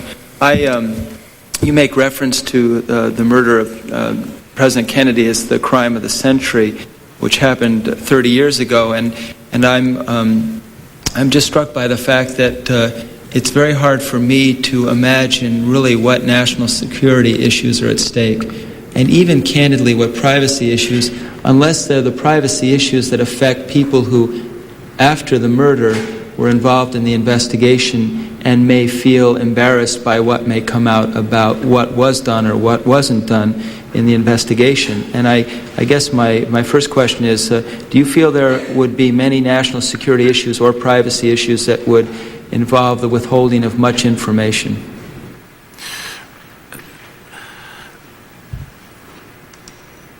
As I said in my statement, Congressman, I feel that there might be some exceptions to the rule, but I essentially do not. I think that 98% of these documents could be released today. I guess my concern is, do you have concern that one of the means by which some information will be withheld would be that it would in fact embarrass individuals who are involved in the process of doing investigative work? That, in other words, they maybe should have done more, and that they could in fact be embarrassed by what might come out, and therefore they should be entitled to privacy. Well, I think you've hit the nail on the head. I think that the House investigation, as well-intentioned as it was, became a political football. Richard Sprague was removed. Mr. Blakey came in. Mr. Blakey has written books about his opinion on the assassination, tracing it back to the mafia. We've had a public debate we've had debates about this on television, but as you know, I find that the mafia theory has been one of the great red herrings in this case, and once you get past the single gunman theory and you get into the area of conspiracy, as we know from the Frank Church hearings, the CIA has always used the organizations like the mafia as a area for plausible deniability. And I think that we've run into that aspect of the case, and you're going to hear more of it as these hearings go along. And if we ever open these files, you're going to hear a lot of mafia stories. But we must always look past the mafia to who pulls the strings, who is more powerful. And we must look again at Frank Church's work and Richard Schweiker's work, and look at the connection between the intelligence agencies of our country and the mafia, because that is at the root of this problem. I think that the privacy considerations of individuals are far outweighed by the importance of this murder and what it means for America. Questions such as, do we really have a democracy? Is the government truly accountable to the American public? Can the government just make records known when they want to the American public? These are fundamental questions, and it goes right up to today's problems with the many conspiracies that have surfaced in the 1970s and the 1980s. The American people fear that government may once again thumb its nose at them by filtering this legislation through many oversight committees and much bureaucratic red tape. One of the things I hear you saying, in essence, is even if there is a privacy issue, that the public right to know would outweigh that, even if, in fact, some people would be embarrassed in the process. Which leads me to just make a comment and a question. I've never been in a hearing in this chamber where we've had 16 cameras, and it shows the power of the media which you were involved in, especially done as effectively as you have done. And I thought what a shame it was that you didn't have access to information, because it seems to me you had to rely on what you had that was documented fact, and then you had to speculate, and you had a lot of speculation in your film, which obviously made it interesting. But my question is, if you had access to greater information and the information had suggested other directions, would you have sought to go in those directions, or were you pretty much focused on the theories that you presented? No, sir. As I went along, I learned quite a bit. This was a process that took almost 2 years of research and reading, and information was coming into us at all times. I cannot tell you the amount of people that approached me in dark alleys or through phone calls and gave me information. I never even saw the linkages to President Kennedy and the origins of the Vietnam War when I started this movie. The NSAM 263 and 273 came to my attention through the historian's work, John Newman's work on JFK and Vietnam. So when you started out making this movie and you learned more about it, did some of the conclusions in the movie change? Some of the directions change based on information that came to you? Absolutely. Colonel Fletcher Prouty, who's a patriot and worked in our government for 30 years, who resigned in 1964, added a substantial amount of information that I was not aware of and is not in Jim Garrison's book.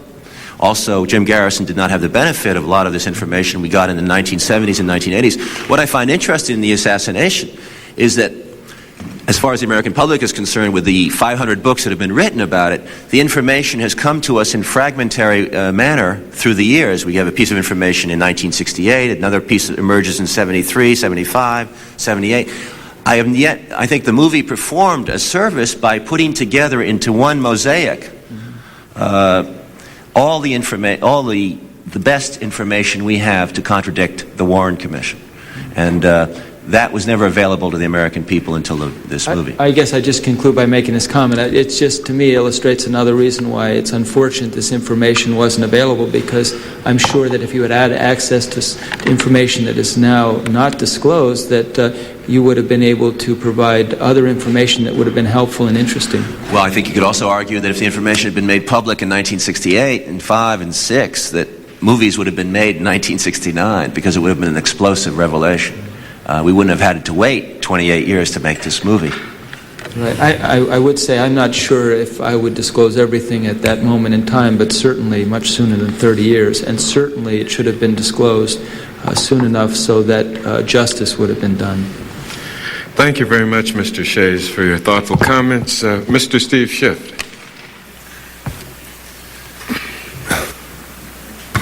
Thank you, Mr. Chairman. Mr. Stone, I hope you'll pardon the analogy, but I've been struck with remembering that President Lincoln once introduced Harriet Beecher Stowe, who of course wrote Uncle Tom's Cabin, as this is the lady who started the Civil War. And of course the President was making a reference to the impact of a mass-distributed idea, then limited of course to a book. And I think it applies here, because I think that even more powerfully with a movie, of course, one can agree or disagree with your theories, and I think you yourself call them hypotheses. You've advanced them as possibilities. The problem is we're debating them in the dark. Was there more than one gunman? If there was more than one gunman, that suggests a conspiracy. Whose conspiracy? And then after the fact, was there a pressure on the Warren Commission to substantiate a one gunman theory, no matter what else was out there? All of this is unknown. It may, as you said, always be unknown. But again, I want to say 30 years after the fact, I think it's time that all of this information came out, and then the theories can be debated and perhaps all but one put to rest. And I want to commend you for being here and testifying today. Thank you. And I yield back, Mr. Chairman.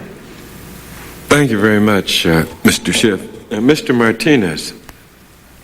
There's some more thoughts that occur as my colleagues are asking you the questions, and one that comes to mind is because I realize in every investigation there are people that come forth not with reliable information, not with factual information.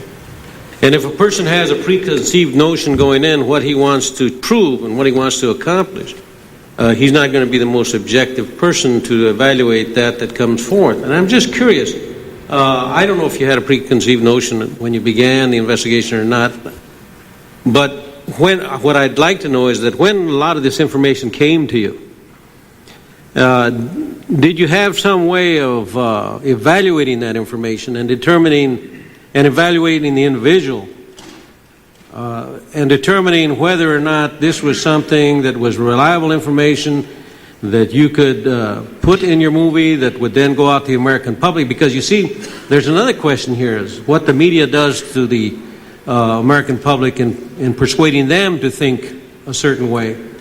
I have never underestimated the power either of the entertainment media or the news media to influence and sway people in the way they think. Very much so that many people will inherently read whatever they read and believe it instantly, and then even if other facts come out later to disprove the first belief, they are hard-pressed to change their minds.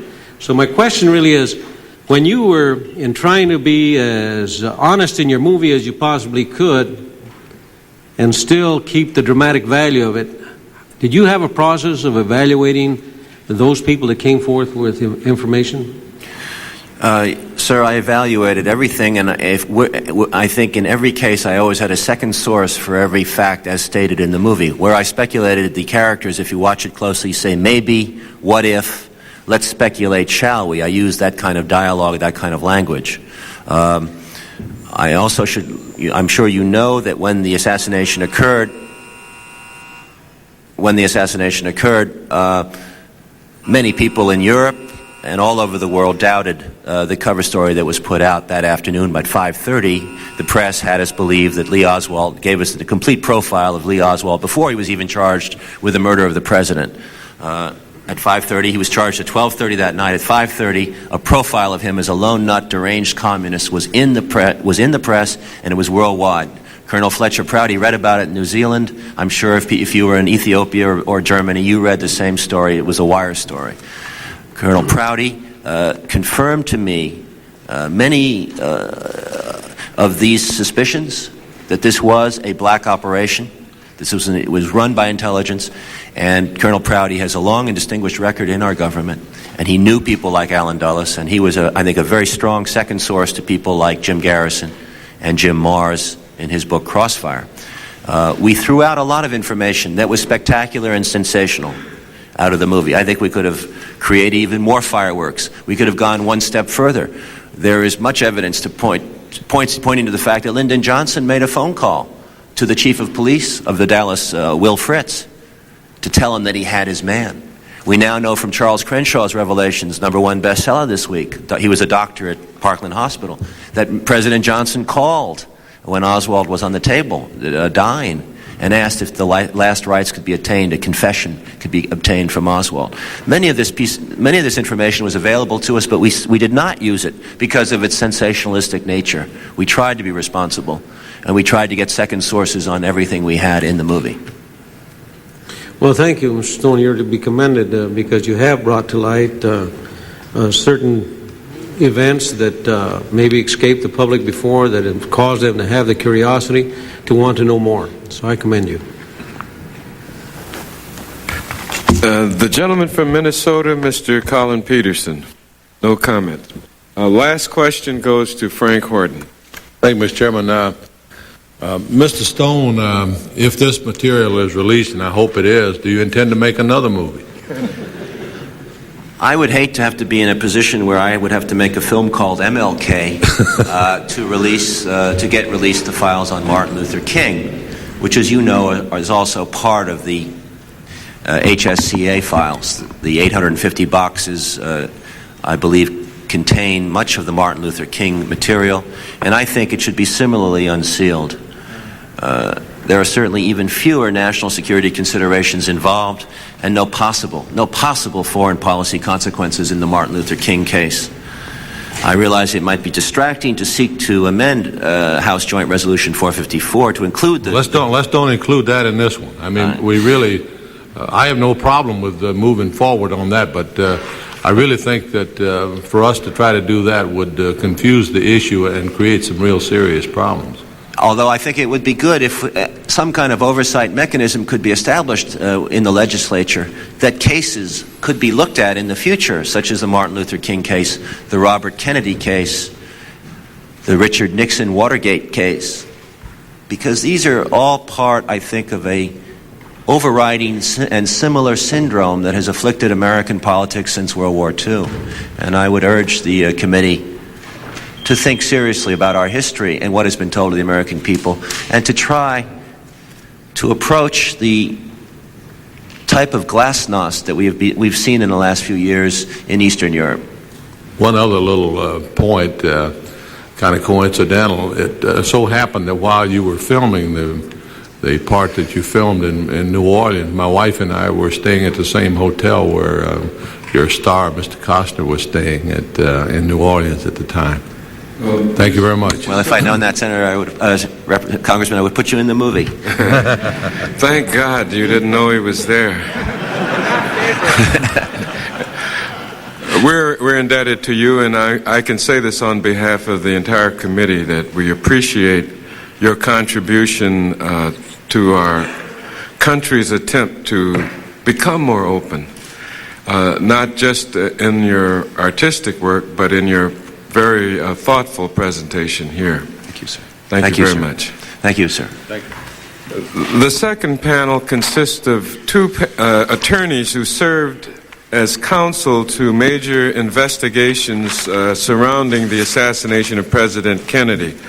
One was on the Warren Commission, the other was on the Senate Intelligence Committee. I ask Howard Willens and James Johnson to come forward. We welcome you, gentlemen. We have your prepared statements that will be included in the record. We would appreciate if you'd summarize your testimony. And Mr. Johnson, counsel to Senate Intelligence Committee, working under the late Senator Frank Church, we will invite you to go first. Thank you, Mr. Chairman. My name is James Johnston. I'm a lawyer in Washington. Is your microphone on, sir? It says on. Well, pull it up closer. In 1976, I was counsel to the Senate Select Committee on Intelligence, chaired by Senator Frank Church and called the Church Committee. Its files on intelligence investigations into President Kennedy's assassination, as well as the Warren Commission files, will be open to the public by the joint resolution. While I have seen the classified files in these two investigations, my testimony today is based on public reports. I strongly support opening these files. The Church Committee's investigation may be less well known than the others, but in ways it may have been the most dramatic. It called 3 non-agency witnesses. 2 of these witnesses were murdered, and the third witness was murdered before he could testify. Who were they? Mr. Chairman, one of the witnesses was Mr. Roselli. Another witness, the witness that was murdered before he could testify, was Sam Giancana, and the third witness, I'd prefer not to disclose his name. Thank you.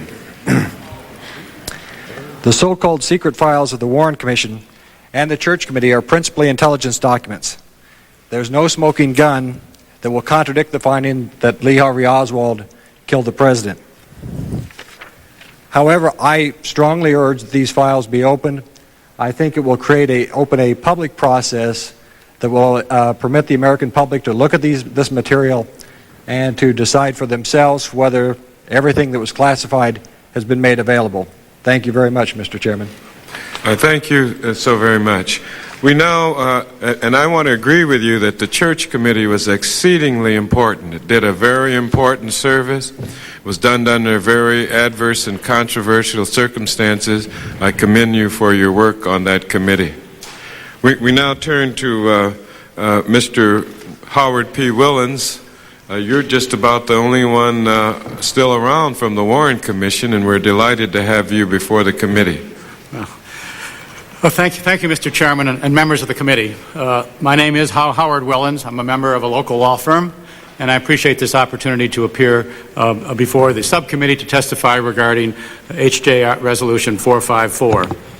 I appear here today as a former assistant counsel of the President's Commission on the Assassination of President Kennedy, better known as the Warren Commission. At the time the commission was appointed by President Johnson, I served as a Deputy Assistant Attorney General in the Criminal Division of the United States Department of Justice.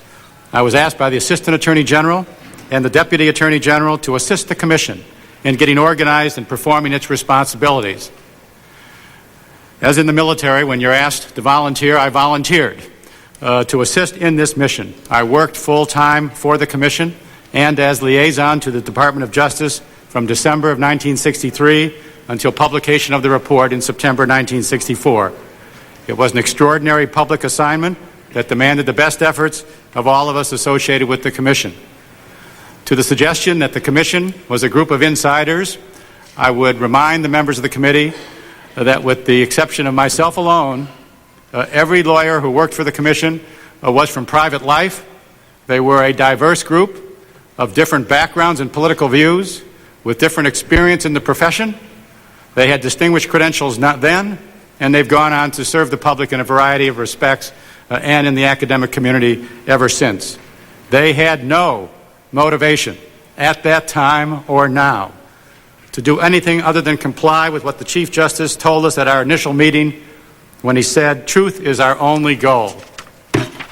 I worked closely with the General Counsel of the Commission, J. Lee Rankin, who had served previously as Solicitor General for the United States and later served as Corporation Counsel for the City of New York. He had the difficult task of advising 7 members of the Commission and supervising a staff of diverse, independent-minded, and often combative lawyers. The records accumulated by the Warren Commission during the 9 months are, of course, the subject of this resolution. They are voluminous and varied. In my statement, I've identified some of the major categories into which they fall. They obviously include investigative reports of all kinds. They include internal analyses of those materials. They include memoranda to and from the Commission and within the staff, and they include draft sections with respect to the report that was ultimately published by the Commission. Virtually all those records of the Warren Commission are now available for public scrutiny. The Warren Commission, in this respect, guided strongly by its 4 congressional members, decided to publish essentially all of the evidence that the Commission relied upon in reaching its conclusion. I'm interested in the contrast between the decision that the Warren Commission made in 1964 with the decisions made subsequently by the several congressional committees that investigated one or more of the subject matters that is before the committee today. The members of the Warren Commission appreciated the fact that they were assigned a historic mission that was going to be carefully scrutinized by the public and the world generally for decades to come. They made a decision to publish 26 volumes of exhibits that followed shortly after the publication of the report. The members of the Commission and the members of the staff then and now had nothing to be embarrassed about and felt that the interest of the American public was best served by publishing all of the documentary material and testimony upon which the Commission relied in reaching its conclusion. It's my understanding now, as a result of that publication many years ago and subsequent release by the National Archives, that only a small percentage of the documents generated by the Warren Commission is not available for public examination. It has been suggested that, in fact, about 2% of those materials are not in the public domain. Those that have been withheld include the autopsy photographs and x-rays, certain confidential investigative sources and informants, certain facts and procedures relating to presidential protection, and fully investigated allegations of complicity that raise questions of privacy. I've attached to my statement correspondence with the National Archives that describes, for the benefit of the committee, some of the categories of material that are in the National Archives' possession and have not yet been released. I know I speak for all the members of the Warren Commission staff, of whom there still are a fair number surviving, in urging the expeditious and comprehensive disclosure of all documents relating to the assassination of President Kennedy. On January 30 of this year, some dozen of us wrote a letter to the National Archives urging release of all Warren Commission material.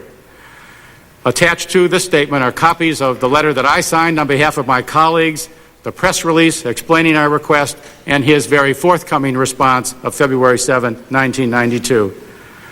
As you might expect, this effort, as indeed this committee's hearings, were precipitated in large measure by the controversy generated by the movie JFK. We all recognize that public disclosure of assassination materials will not end debate about the findings of the Warren Commission or the House Select Committee. Former members of the Commission staff remain confident of their work and are able and willing to participate in that debate, as evidenced by David Bellin's recent speech at the National Press Club that I'm attaching to my statement.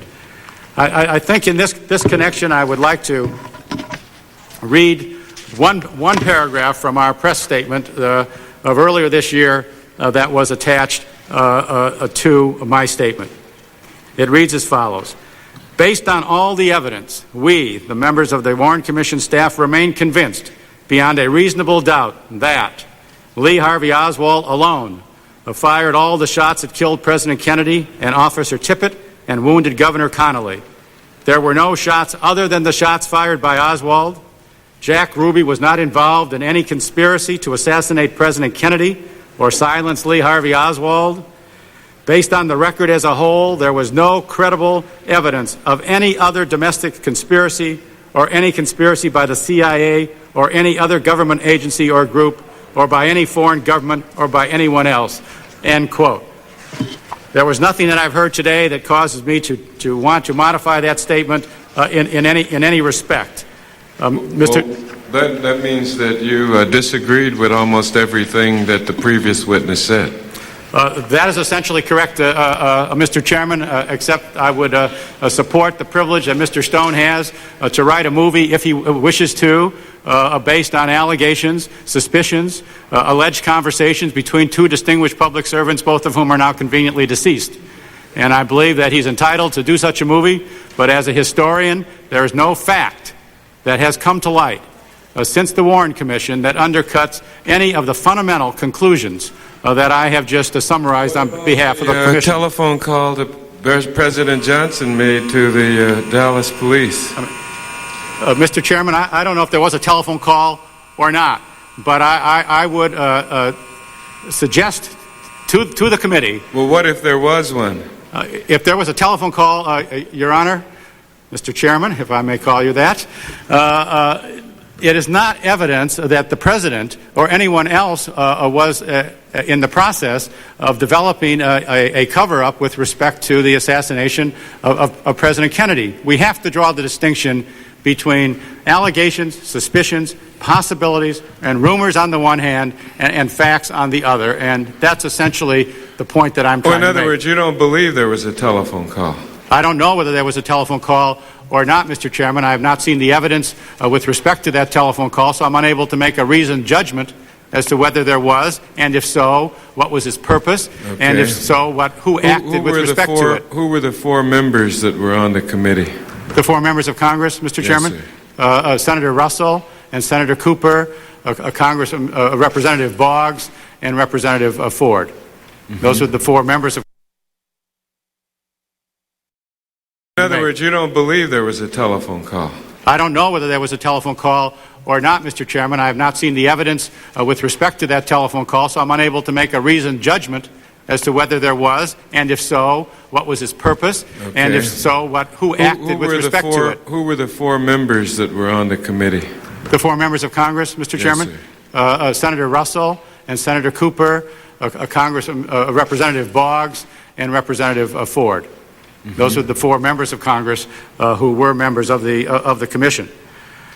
Well, now, what about the fact that the House Assassinations Committee chairman himself has been troubled by the single assassin theory?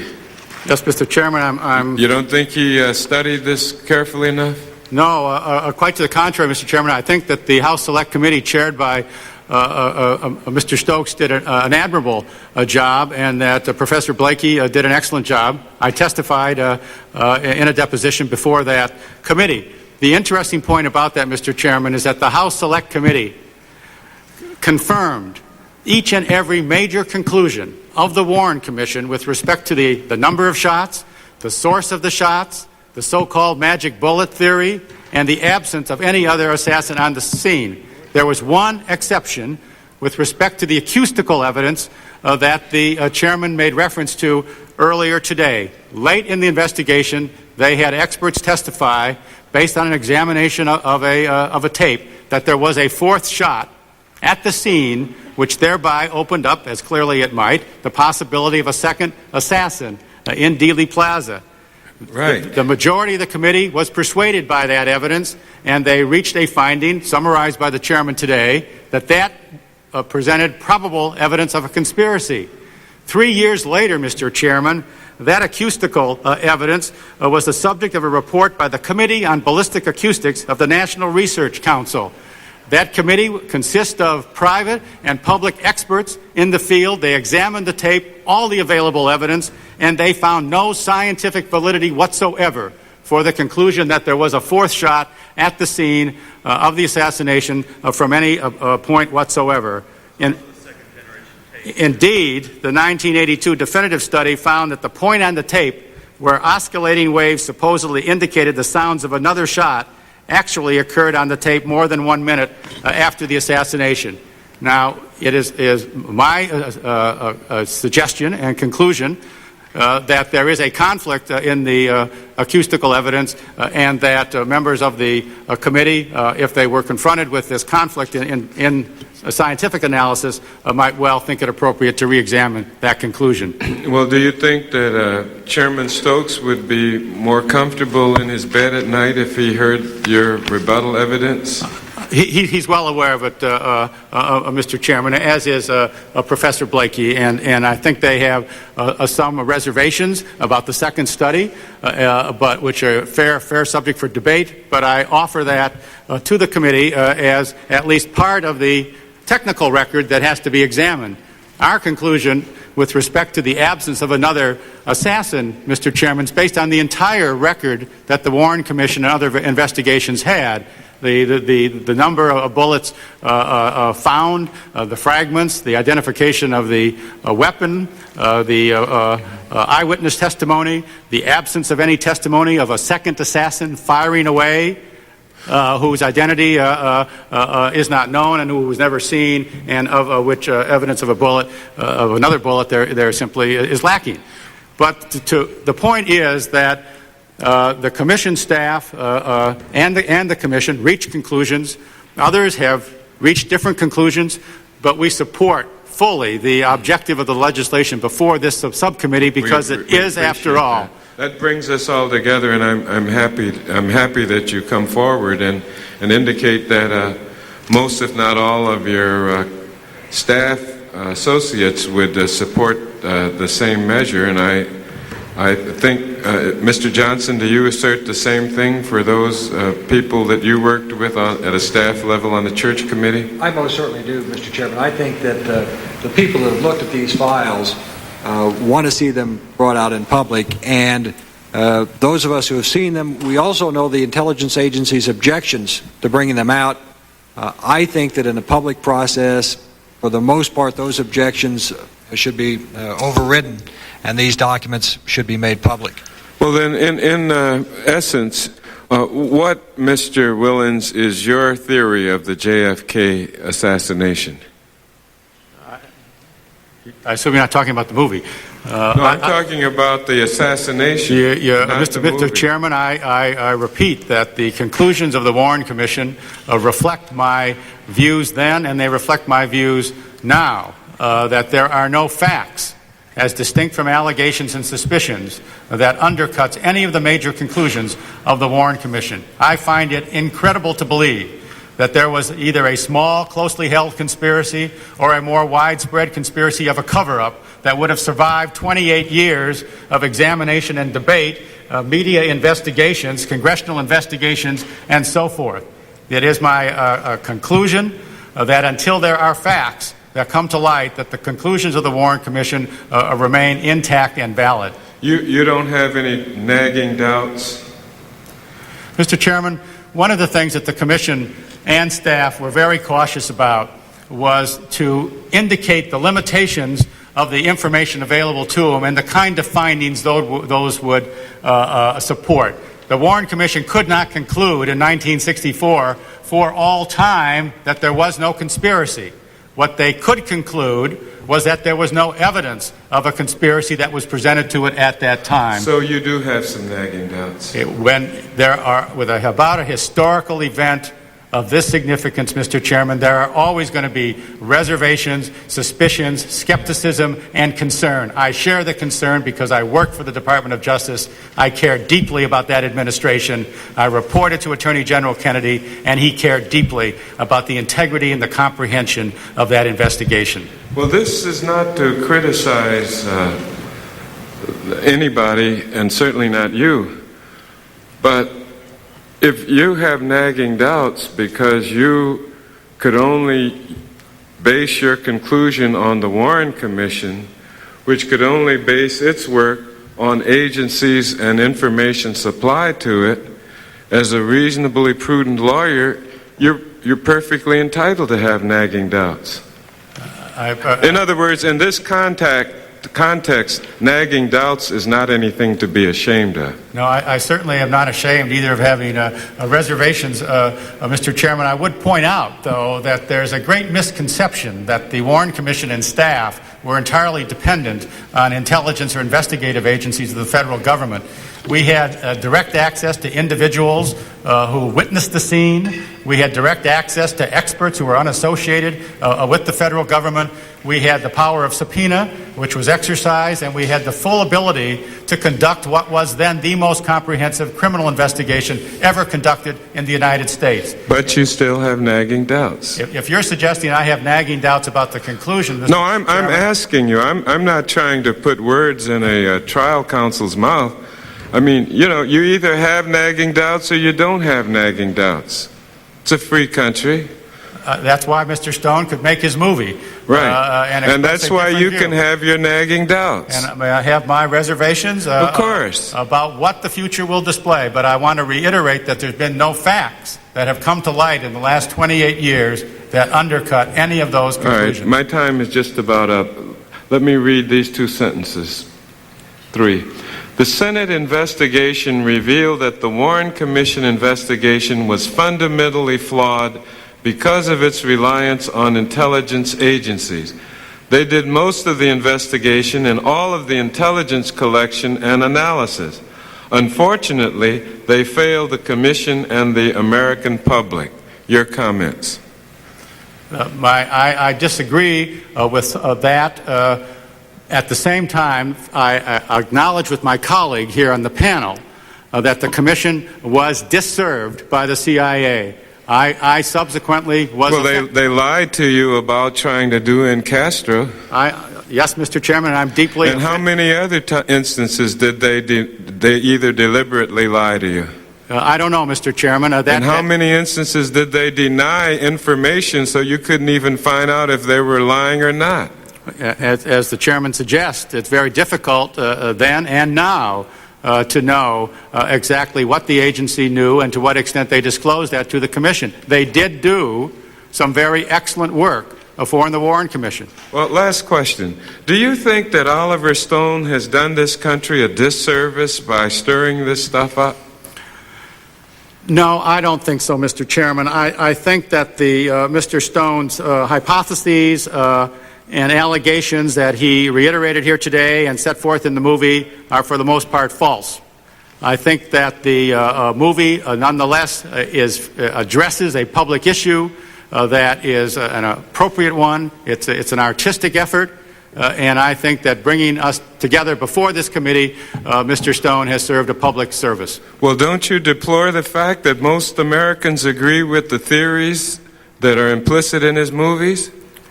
In his movie? I deplore the fact, Mr. Chairman, and I wish I could believe with the members of the committee that disclosure of these underlying materials will hopefully reduce the amount of debate or cynicism about government agencies like the Warren Commission. Well, I can tell you right now that the American people are disagreeing with your conclusions. I hate to tell you this, by large numbers as a result of this movie.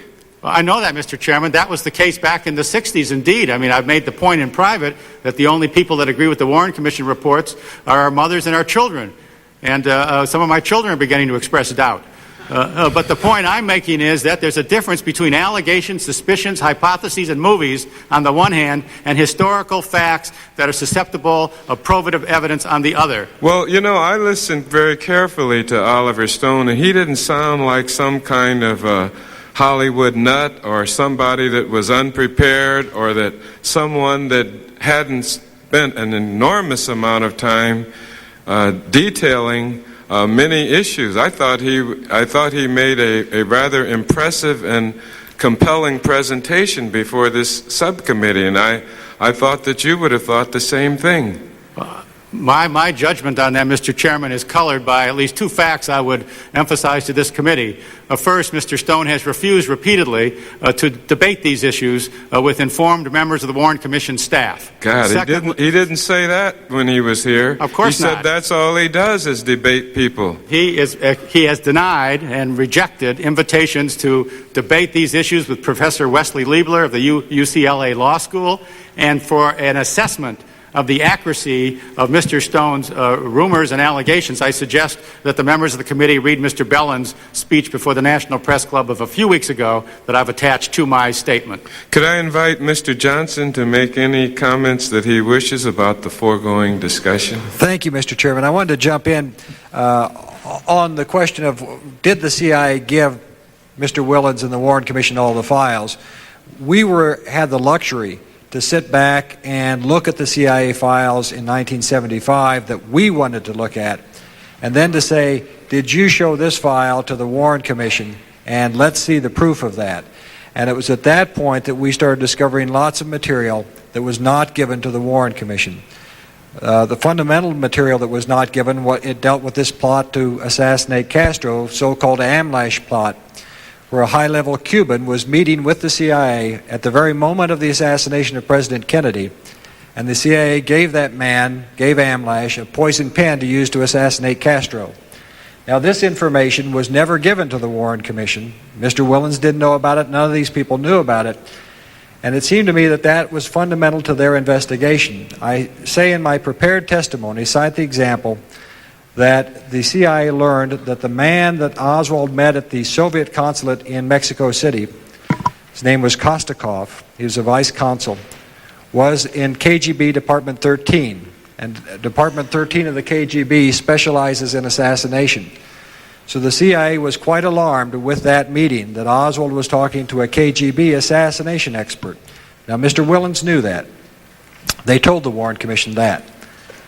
The CIA investigators then said, we would like to see a name trace on all the people that Mr. Kostakov knows. We want to see what importance there is to this meeting. That name trace would produce all the names that the CIA had on the individuals that Kostakov knew. One of the names that showed up on that name trace was that of AMLASH. Now, CIA investigators got the name of AMLASH, that he was in contact with the Soviets in Mexico City.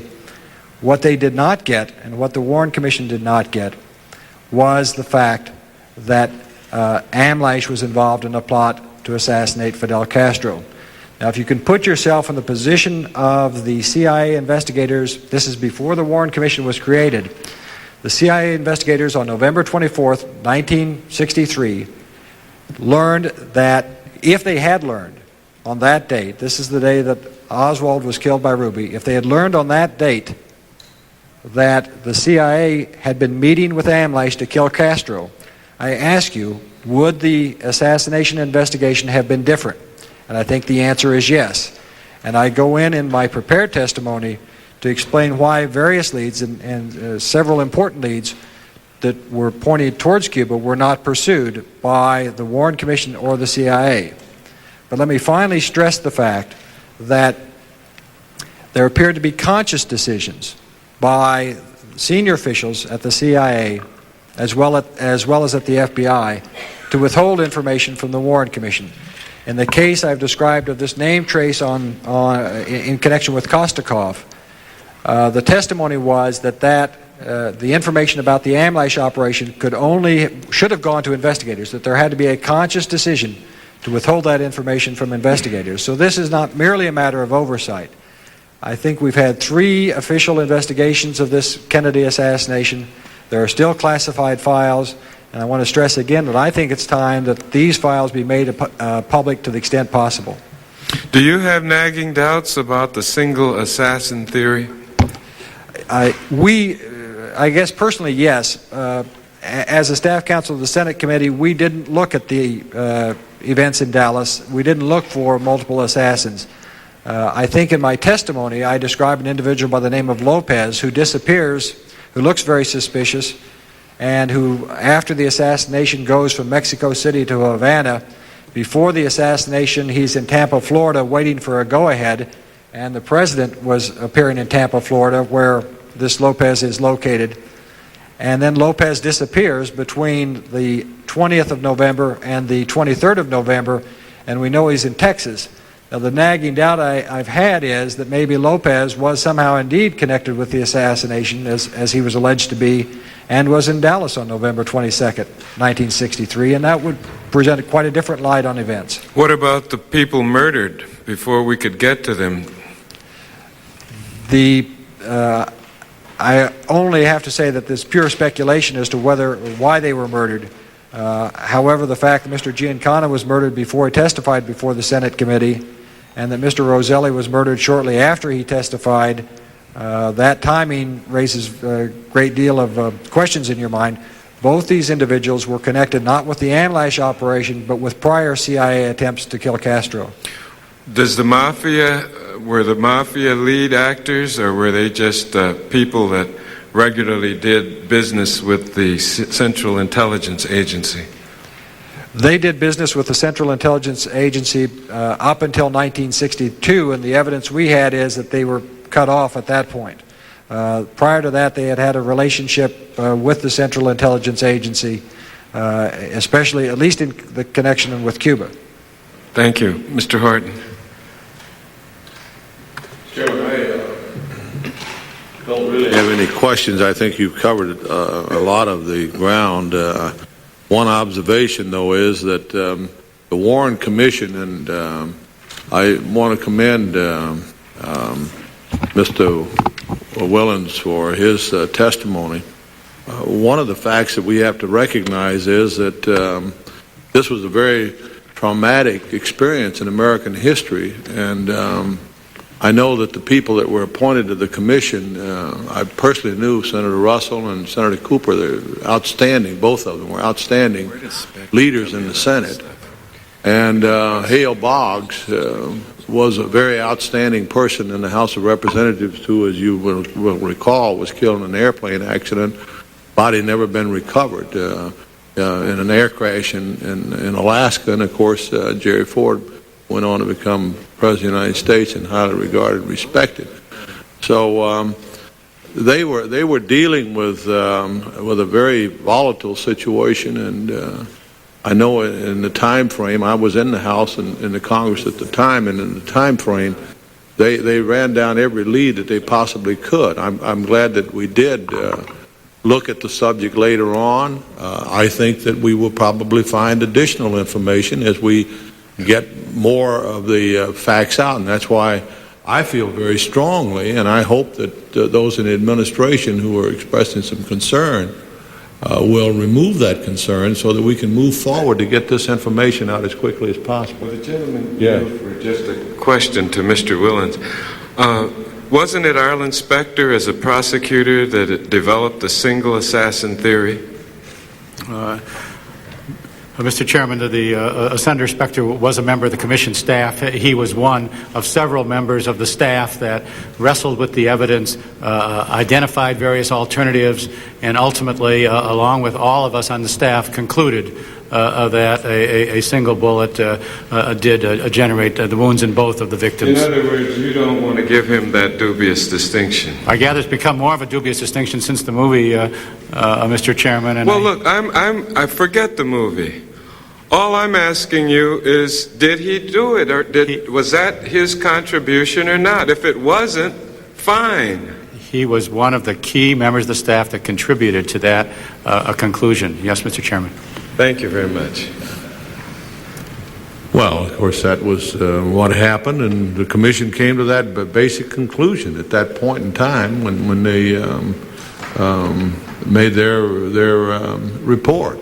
There were, as I said, subsequent investigations, including the one Senator Church conducted, and then the one that was conducted in the House under the leadership of Chairman Stokes. And as I said earlier, I'm sure that as a result of release of this material, there'll be others, and there'll be other investigations into it. And I think that's good. I think everybody wants to try to get to the basic facts, and I don't know that we ever will get to that, but we certainly ought to make the effort. I think both of you, certainly with your colleagues from both these commissions, have urged that this material be released. Is that correct? That's correct, Mr. Yes, that's correct, Mr. Orton. So I think that's the point. That's the point that should be made here. And I also want to emphasize that the resolution adopted by Mr. Stokes is not a partisan resolution. It's a very bipartisan resolution. Republicans and Democrats alike feel the material should be released, and I think that's what's been expressed here in this subcommittee on numerous occasions today. So I want to thank each of you for your testimony and for the many hours, days, and weeks that you put into this effort when you were working on it. Thank you very much. Thank you very much, Mr. Horton. Mr. Thornton. Thank you, Mr. Chairman. Again, I think we are faced with witnesses coming before us to tell us that there are questions. In this instance, fewer unresolved questions. Mr. Stone raised a lot of questions, and we in this committee have the opportunity to provide at least a large part of the answer by reporting to the floor H.J. Res. 454. Thank you, Mr. Chairman. Thank you very much. Mr. Shays. Thank you, Mr. Chairman. Mr. Willens, I love your spirit, and I think I love your spirit more because it's not as popular to take your view. So I thank you for being true to your beliefs and expressing them so strongly. But and it's not a but. It's really just saying that the passion you feel makes me all the more determined to try to see this bill through, because just the thought that somehow there is information withheld that would have people come to different conclusions adds to the whole tension and problem that I think exists. If all the information that is available is available to the public, it seems to me that is a positive step in having people come to their own conclusions. But you have information that I haven't seen. You came to conclusions based on that information that I haven't seen. And maybe I would come to the same conclusion. So I guess I'm struck by the fact that it must be very frustrating for you, given the information you have and the conclusions you've reached, to see this film and to see the speculation that's being introduced. And I feel for the how difficult that must be. But it must also, I think, would be of comfort to you to know that this information would be out, and then no one could claim that somehow the American people were deprived of this information. I certainly agree with that, Mr. Shays. I wanted to make the point that so far as the Warren Commission was concerned, 98% of the information generated by the Commission is in the public domain. I agree with your position and sentiments that all the information relevant to the assassination of President Kennedy should be made public, and that's why I'm here on behalf of the other staff members to support this proposed a resolution. We have no fear or concern about the debate that will result from that or the ultimate conclusions that will be reached from that. And to the extent that I have spoken with passion and vigor, I apologize as it being a characteristic flaw. But that I think that I wanted to draw the distinction between facts on the one hand and allegations, rumors, and suspicions on the other. We will never be able to still those who want to add to the conspiracy literature, and I simply ask the members of this committee and the members of the public and the media at final day and point in time perhaps to concentrate on the facts. What that says to me, I have a number of emotions. One is passion that's heartfelt is a welcome thing in this place. But to say that 2% is still not being given out, that could be the 2% that's the most important. I mean, it could be, I don't mean the smoking gun, but it could be that bit of information. So I think the percents are not all that relevant. Let me ask you one last, relevant to say, well, since 98% is we don't need the other 2%. The other 2% may be what we really need more than the 98%. Yeah. I think you're right. Having seen that material, I think that you're right in your judgment that the 2% that's still classified may be more important now than the 98% that's out there. Now, I would just like to make one last comment, because you said that the autopsy was one major bit of information that had not been made public. And my predecessor, Stuart McKinney, served on the committee that investigated, and I remember seeing him one weekend after he had viewed the pictures.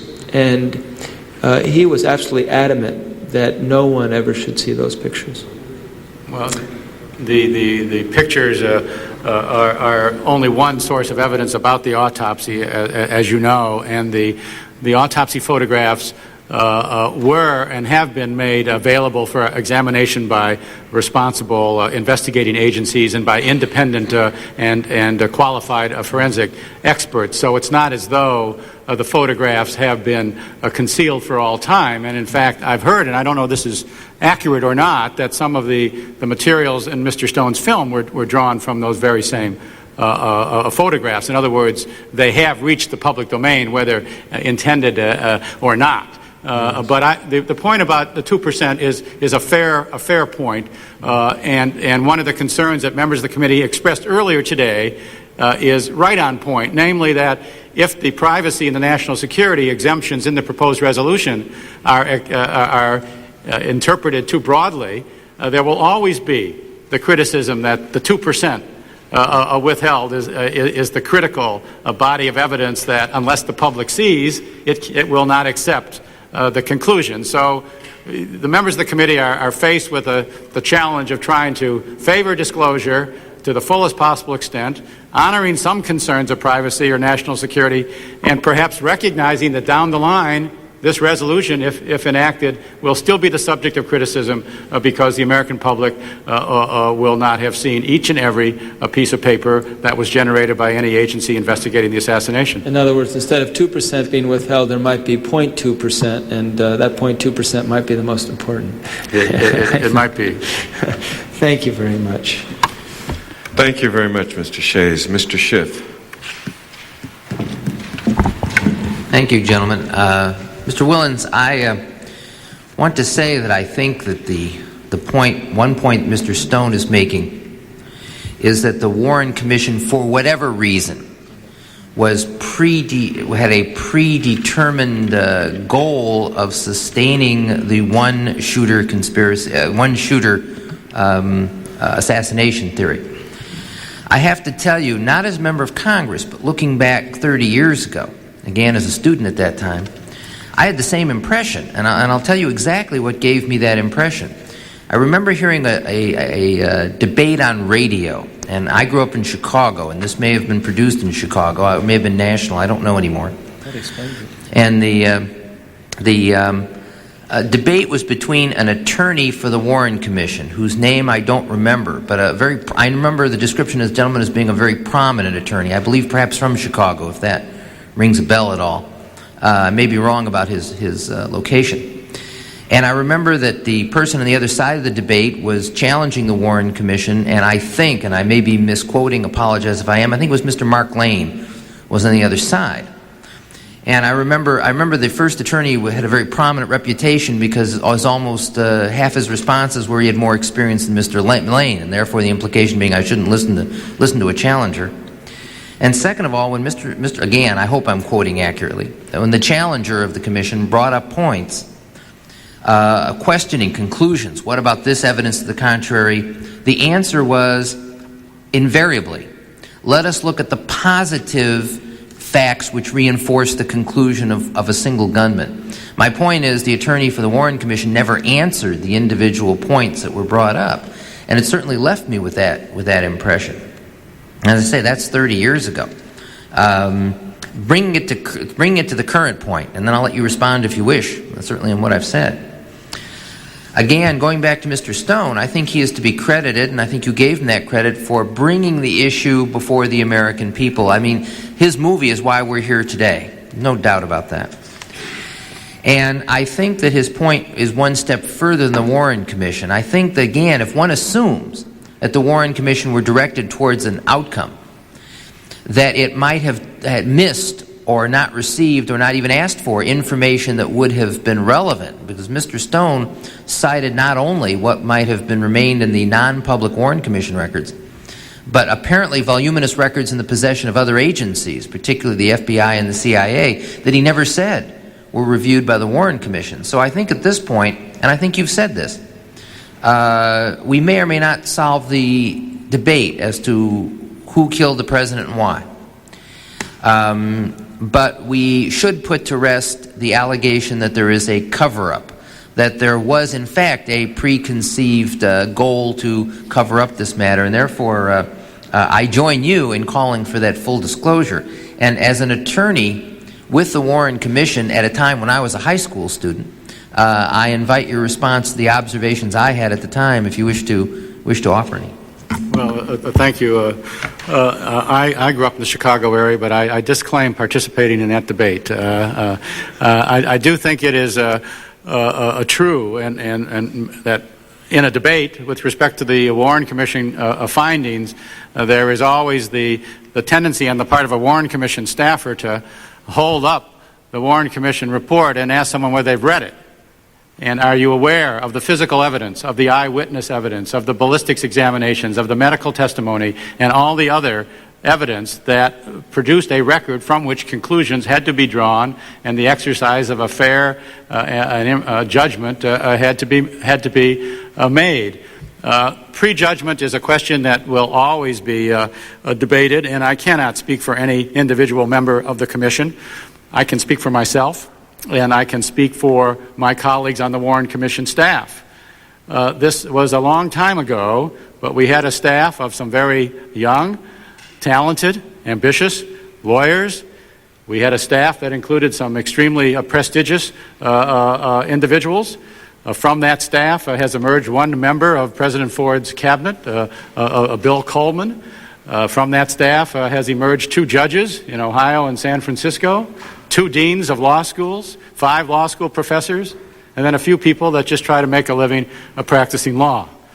Now, each of those staff members had no motivation to conceal, cover up, proceed in a hasty fashion. In fact, if they could have been able to disprove the one assassin theory, just think of the potential that they would have had professionally and politically. There was no motivation other than to proceed aggressively with independence and to do the best possible job. And that's why I know I can speak for the staff in saying that we pursued all the lines of inquiry. And I want to make it clear that I'm not condoning the CIA and the FBI. When I learned that the CIA lied to the Commission, and in fact me personally, because I was involved in some of those meetings, I was deeply offended, and I still am deeply offended. And all that information should have been made available to the Commission, and it might have influenced investigative leads. It may have influenced conclusions, although, as I've said before, I've not seen any facts from any source to suggest that. So I respect your views. They were widely held. They are even more widely held today with respect to the Warren Commission report, and I ask only that as the documents come out and as they're analyzed by impartial people, that respect is given for the facts and judgments to fall where they may.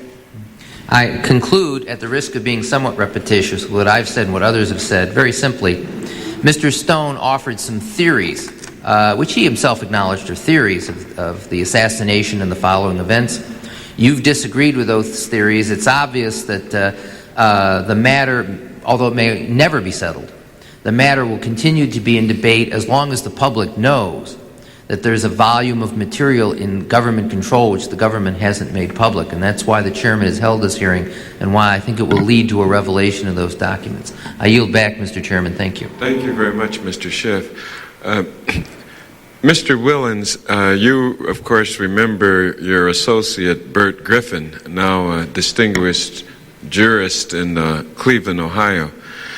I take it that you agree with Judge Griffin, who sent this committee a letter urging that all documents generated prior to January 1 on the Warren Commission be released unless it can be shown that disclosure would jeopardize the personal safety of a particular individual. Yes, Mr. Chairman. I received a copy of Judge Griffin's letter, and I attached it to my statement. I think it's a very important point that with the passage of time, the presumption ought to be in favor of disclosure, and the burden ought to be very specifically defined on anyone who wants to withhold information of any kind of that age. Thank you. Would you agree with that statement, Mr. Johnson? Yes, I would. In fact, as I've urged, I think the national security exemptions for this material should be very narrowly construed, and I personally would come down more in favor of any privacy kind of notions for this material. But in terms of this classified material, sources and methods, intelligence secrets, I think that generally should be overridden in releasing this material. Gentlemen, on behalf of this committee, we're deeply indebted to you, not only for your testimony today, but the many, many weeks, months, years that you put in on this subject matter. We thank you very much. Thank you, Mr. Chairman. The final panel consists of Dr. Parmet, Leslie Harris, and Dr. Rillier. If you would come forward now, join us at the witness table. Leslie Harris is Chief Legislative Counsel for the Washington office of the American Civil Liberties Union, and we will ask her to begin this discussion, followed by Dr. Parmet of Queensborough Community College, a distinguished professor of history and has written several volumes on President Kennedy, and then Dr. Harold Rillier, a specialist in the American national government with the Congressional Research Service. Lady and gentlemen, we welcome you all. Ms. Harris, please begin. Thank you, Mr. Chairman. I'm pleased to have this opportunity to testify on behalf of the ACLU. Of course, we've had a long-standing interest in the release of all sorts of documents to the public, and we see this as a piece of our larger concerns. We strongly support this legislation. We do have some suggestions for amendment. Given the lateness of the hour, I think I just want to focus on a couple. Before I do that, I do want to comment on one specific provision which we think goes to the heart of this legislation. That's the right of Congress to enact legislation which sets a standard and a procedure for release of information which the executive branch has classified on national security grounds. To remind the executive branch that there is a legislative role in this particular conduct. I wrote this testimony before the Justice Department wrote their memo, but I didn't need to see it to know what it said. As the committee well knows, this has been a contentious issue since the enactment of the 74 amendments to the Freedom of Information Act, and it was again raised in the Justice Department letter. Our view is that the cases establish that the executive privilege is a narrow doctrine, that it goes to solely the President's ability to obtain advice from his subordinates, and even then applies only to specific documents that the President personally designates as requiring protection and continues to do so at the time when a request for disclosure is made. It simply can't, the privilege simply cannot be construed to swallow up all the information in the executive branch, and certainly it is not the privilege was never intended to say that anything that is classified is per se subject to executive privilege. In any event, whatever the scope of the privilege, we do not believe that it interferes with the right of Congress to set a general standard and procedure for the classification and declassification of national security information. We would hope that a resolution can be found for the limited amount of material here without provoking a constitutional crisis. The standard that you have set is the right one. If there's something that simply cannot be compromised in this legislation, it is the standard that you set forth in Section 6. The Justice Department seems to be taking the position that this ought to proceed under the current executive order for classification, which is the strictest one that has existed since the Truman Order, and which contains a presumption against disclosure and in favor of classification. The new standard in the bill, which is one that has a presumption in favor of release, a balancing test that balances the public interest, particularly here as applied to documents that are 30 years old, is entirely appropriate, and without it, this entire effort will fail. I am pleased to see the bipartisan support for this, because I think it will take that to persuade the administration of the folly of this view. Let me turn quickly to a couple of other provisions that we believe are in need of amendment. The appointment of the review board. We understand the reason that the board has been construed as it is, and we share completely the view that the public must have absolute confidence in this board. And indeed, we take no position on whether or not using a panel of the judiciary to appoint may or may not raise separation of powers concerns. But we are concerned that will invoke an unnecessary amount of controversy into this legislation, and that there are ways to get that necessary independence without going that route.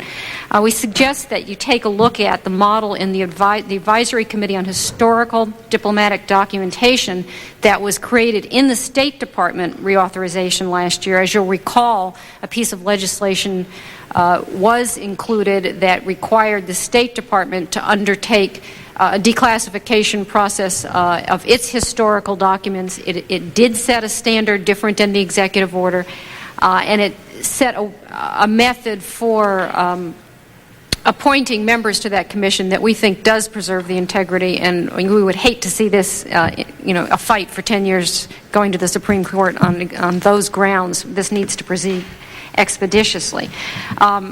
Another important point is the Freedom of Information Act. We strongly oppose and see absolutely no basis for exempting this review board from the provisions of the FOIA, the Privacy Act, and more generally from the Administrative Procedure Act. Whenever a body is set up to perform what people view as a important, urgent, and temporary mission, there's a temptation to disclose it from sunshine and disclosure laws. And we, of course, have always opposed that efforts, and we urge that you resist that.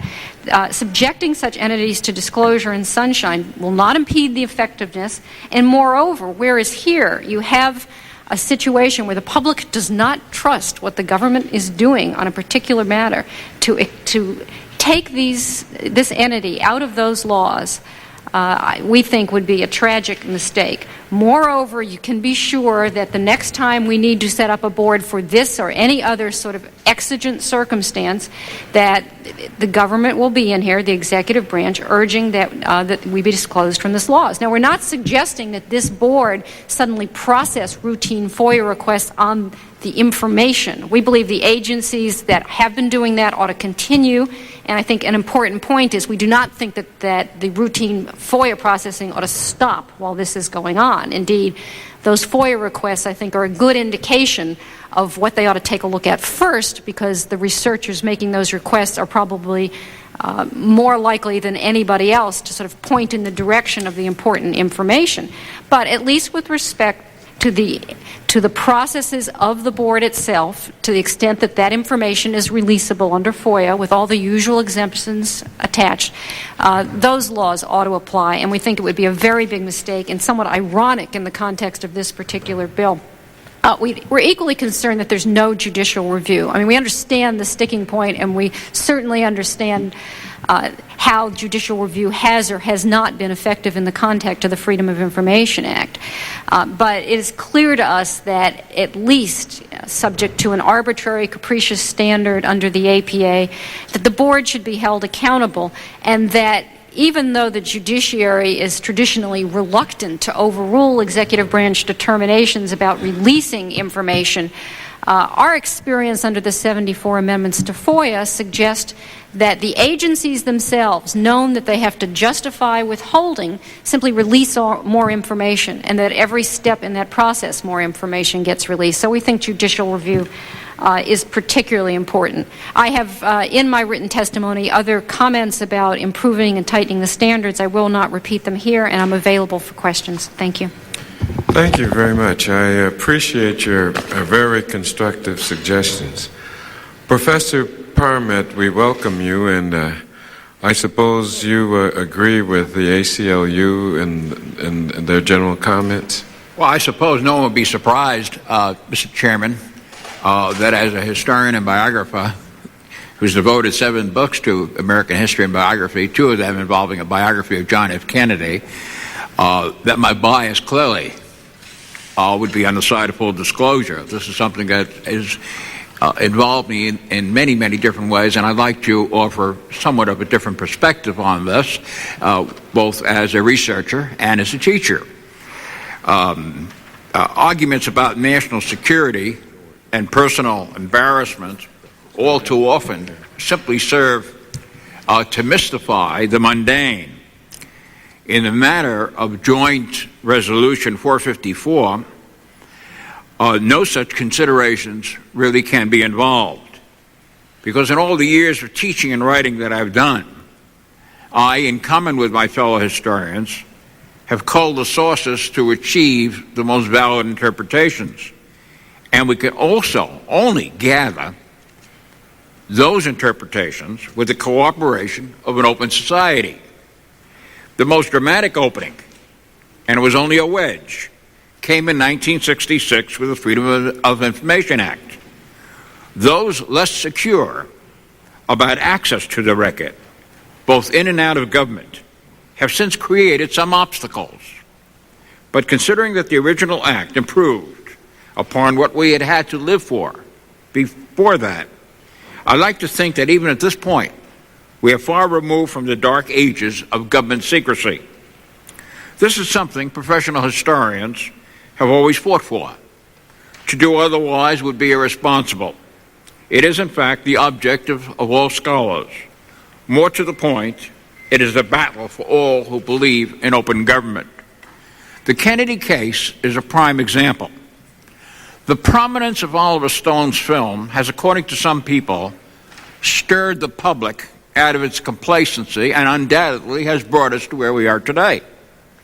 Almost single-handedly, according to what we sometimes read in the press, disenchantment has set in over official explanations of President Kennedy's assassination. Almost single-handedly, Stone's technical and artistic achievement is believed to have created cynicism about the legitimacy of official explanations. The reality is quite different. As early as the first week of December 1963, right after the assassination, a published Gallup poll showed that only 29% of Americans thought that Lee Harvey Oswald had acted alone. Nevertheless, as hard as the members of the Warren Commission tried to accomplish what was at least implicitly a political purpose, and I think that has not been stressed sufficiently at these hearings today, a majority of Americans remained skeptical. Kennedy was, to them, a martyred demigod. His demise had to be at the hand of forces more chilling than the work of an obscure malcontent. Before long, several criticisms appeared that faulted the very efforts of the Warren Commission. The honorable appointees found themselves virtual handmaidens to this cover-up, or what was called the cover-up of the crime of the century. And anyone who accepted their values, their findings, including myself, were considered naive. At the time I completed the second volume of my Kennedy biography, I noted the magnitude of what had grown from a cottage industry. I think of a lonely chicken farmer waging a solitary battle, Harold Weisberg of Maryland, for example, to a highly professional preoccupation. A published bibliography of works dealing with the assassination, one produced by the Stokes Committee in 1979, listed about 1,000 titles. One commercially published directory that came out the following year took up 442 pages. And all that was a dozen years ago. Since then, several additional works have made bestseller lists and filled up television screens. The obsession clearly exceeded even the one that followed the Lincoln assassination. The magnitude of all this must be appreciated. Long before Oliver Stone, we already had access to the 1979 report, the published report in many volumes, of the Select House Committee on Assassinations that came out of the 95th Congress. The Stokes Committee, as it was widely called, confirmed the doubts about the Warren Commission and came up, as you've heard, with a high probability finding that indeed there was more than one gunman. Now with the release of Mr. Stone's highly controversial film, all this and just about everything else has been synthesized into one mega conspiracy Just about every agency in government, from the role of Vice President Lyndon Baines Johnson on down, has been suspected of having some reason for wanting to do away with John F. Kennedy. Or as The Economist recently put it, everyone was suspected except the janitor and the cats. Neither I nor my colleagues, in either class lectures or in our writings, compete with what has become the conventional wisdom of the society. That, especially in the Kennedy murder, one of the most terrible moments of my own life, all of the institutions of their society have somehow conspired to hide the truth. Invariably, imaginations have focused on the material not seen. The statement of Congressman Stokes that he had been among those who had inspected the evidence and found nothing remarkable failed to still demands for full disclosure. In 1983, the Committee for the Promotion of History, a consortium of 29 historical organizations, petitioned for support of what was then H.R. 160 to release the Stokes Committee documents. I have attached a letter in my record of 1983 from Page, Putnam Miller. Historians are not necessarily of a single mind about the conspiracy thesis, but they are almost instinctively insistent upon the right to know. Absence of full disclosure has long since promoted fantasy and mythology. The Stokes report, in fact, rightly noted that no funding would receive public acceptance if supporting facts were not presented. In fact, the Stokes report went on, it would most likely increase suspicion of government involvement in the assassinations if the finding was simply that agencies and departments were not involved. Full disclosure is not only overdue, it cannot, for obvious reasons, be delayed until well into the next century. And that urgently transcends Oliver Stone's achievement. No technologically superb film postulating, for example, the flat earth theory could find so receptive an audience. That alone tells us something about the status of trust in government and most of all in ourselves. A democratic society has to be willing to produce all that the public needs to know. Let a mature people then conclude as they will. It was fittingly John F. Kennedy who once said that the first obligation of the poet, the writer, and the historian is to be true to himself and to let the chips fall where they may. Thank you. Thank you very much, Dr. Permit. Dr. Rallier, we would like you to have the last word on this subject matter. Thank you very much, Mr. Chairman. Many of us were recalling where we were on that tragic day, almost 3 decades ago. We can remember the investigations that followed. We can remember the explanations that were offered, and we remember the controversy that ensued and still exists. We experienced all of this. Today, however, another generation of Americans has no personal recall of these affairs. A film drama, Oliver Stone's JFK, has seemingly perplexed them and concerned them about the circumstances of President Kennedy's death. To the extent that the Assassination Materials Disclosure Act facilitates the release of government records relevant to the Kennedy assassination and helps the nation's youth and generations to come to know the truth about that calamity, I support its objectives. There are some aspects of this legislation, however, that might be improved. In my prepared statement, I offer several considerations in this regard. In the interest of time, I'll mention only a couple of them now.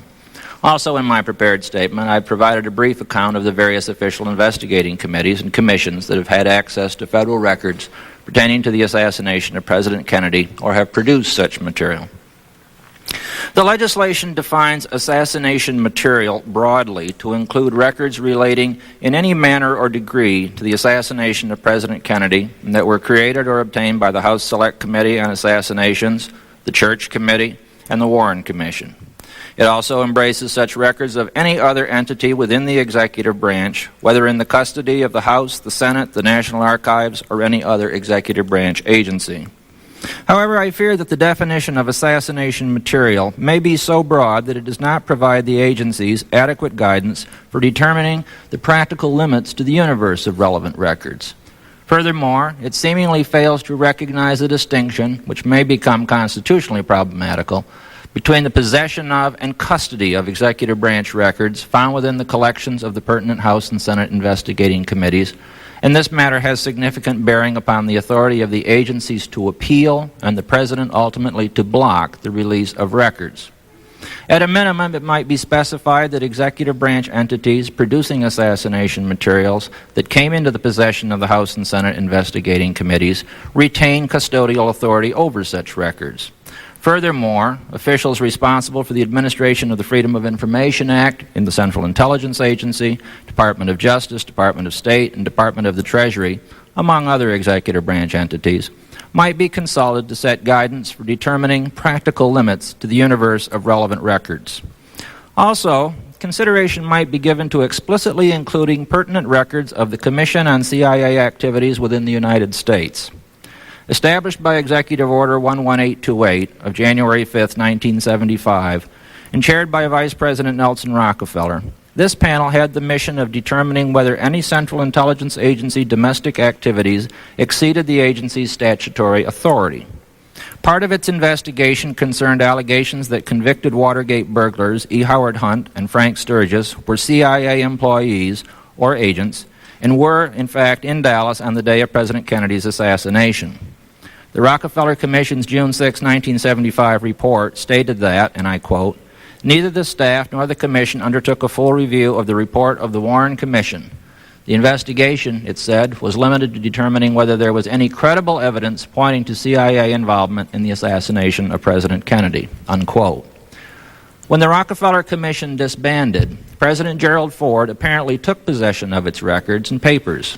When he left the White House, President Ford took these materials with him as being presidential papers. Later, under the General Deed of Gift for the Gerald R. Ford Presidential Library, located in Ann Arbor, Michigan, these records were given to the federal government. In a recent telephone conversation with an archivist at the Ford Library, I was advised that all of the Rockefeller Commission records are highly classified and, with the exception of the Kennedy assassination materials, are not archivally processed. There are, I believe, about 4,000 pages of so-called Kennedy assassination materials in this collection. Let me briefly mention one other consideration. To assure their political independence, the 5 members of the Temporary Independent Review Board established by the legislation are appointed pursuant to 28 U.S.C. 49, providing for the appointment of an independent counsel, popularly known as a special prosecutor. Accordingly, the board members would be appointed by a special division of the United States Court of Appeals for the District of Columbia in accordance with criteria specified in Section 5B of the legislation. Apart from being awkward and a bit contrived, the arrangement for appointing the 5 temporary independent review board members may be subject to constitutional challenge. It might be argued that the independent counsel law is being stretched too far to embrace officials who, unlike a so-called special prosecutor, are not carrying out a judicial function. Were the authority to appoint board members vested in the President, there is little likelihood that the chief executive, as happened in the case of the Watergate special prosecutor some years ago, would attempt to remove a board member or a group of board members because of a disagreement concerning an official decision of the board. Indeed, the President has authority to block any release of executive branch records deemed disclosable by the review board.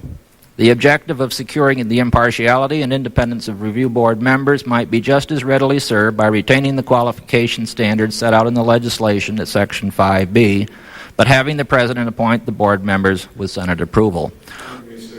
Summarize, there's a member getting very faint for lack of nourishment. I have one final statement, sir. I was just simply going to say that I would agree with Ms. Harris in the alternative that the board members could also be appointed in the same way that the Foreign Relations Series Advisory Board is appointed. I'm glad to hear you say that. What about the appellate process that you mentioned? Do you find that to be constructive? The appellate process of using the Court of Appeals? Yes. No, I think that will tie us up in constitutional knots. My reason for mentioning that is I'm trying to clear away underbrush that's going to create a potential veto here. That was my concern. Thank you very much, Dr. Elliott. I appreciate your cooperation. Let me just ask Ms. Harris about the ACLU experience in declassifying and releasing government records in general? How successful have authors, journalists been in obtaining the release of national security records under Freedom of Information Act? When they're persistent through a long process, they're able to obtain some material. The truth is, since '74, we've been able to obtain more material, not because the courts themselves have ordered it, but it has, I think, changed the nature of the debate within the agencies about what rationale they have to proffer.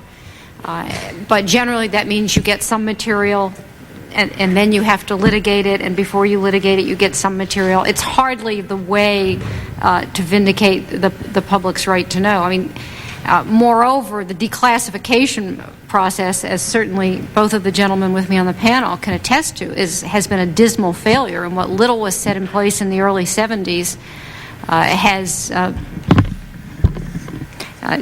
been all but dismantled in the last decade. I mean, the last time that we testified before you, we were discussing the denial of our FOIA request for the CIA openness report, denied in full on national security grounds. When that was subsequently declassified, I think it was interesting to see that there was no national security basis for it, and while the committee received a copy, they've never come back to us directly to say that now they've declassified the document. Would the members of the committee agree with us forwarding we do have a copy? We do have a copy now, but not because it was given to the CIA FOIA office. Did not. I see. We have read it.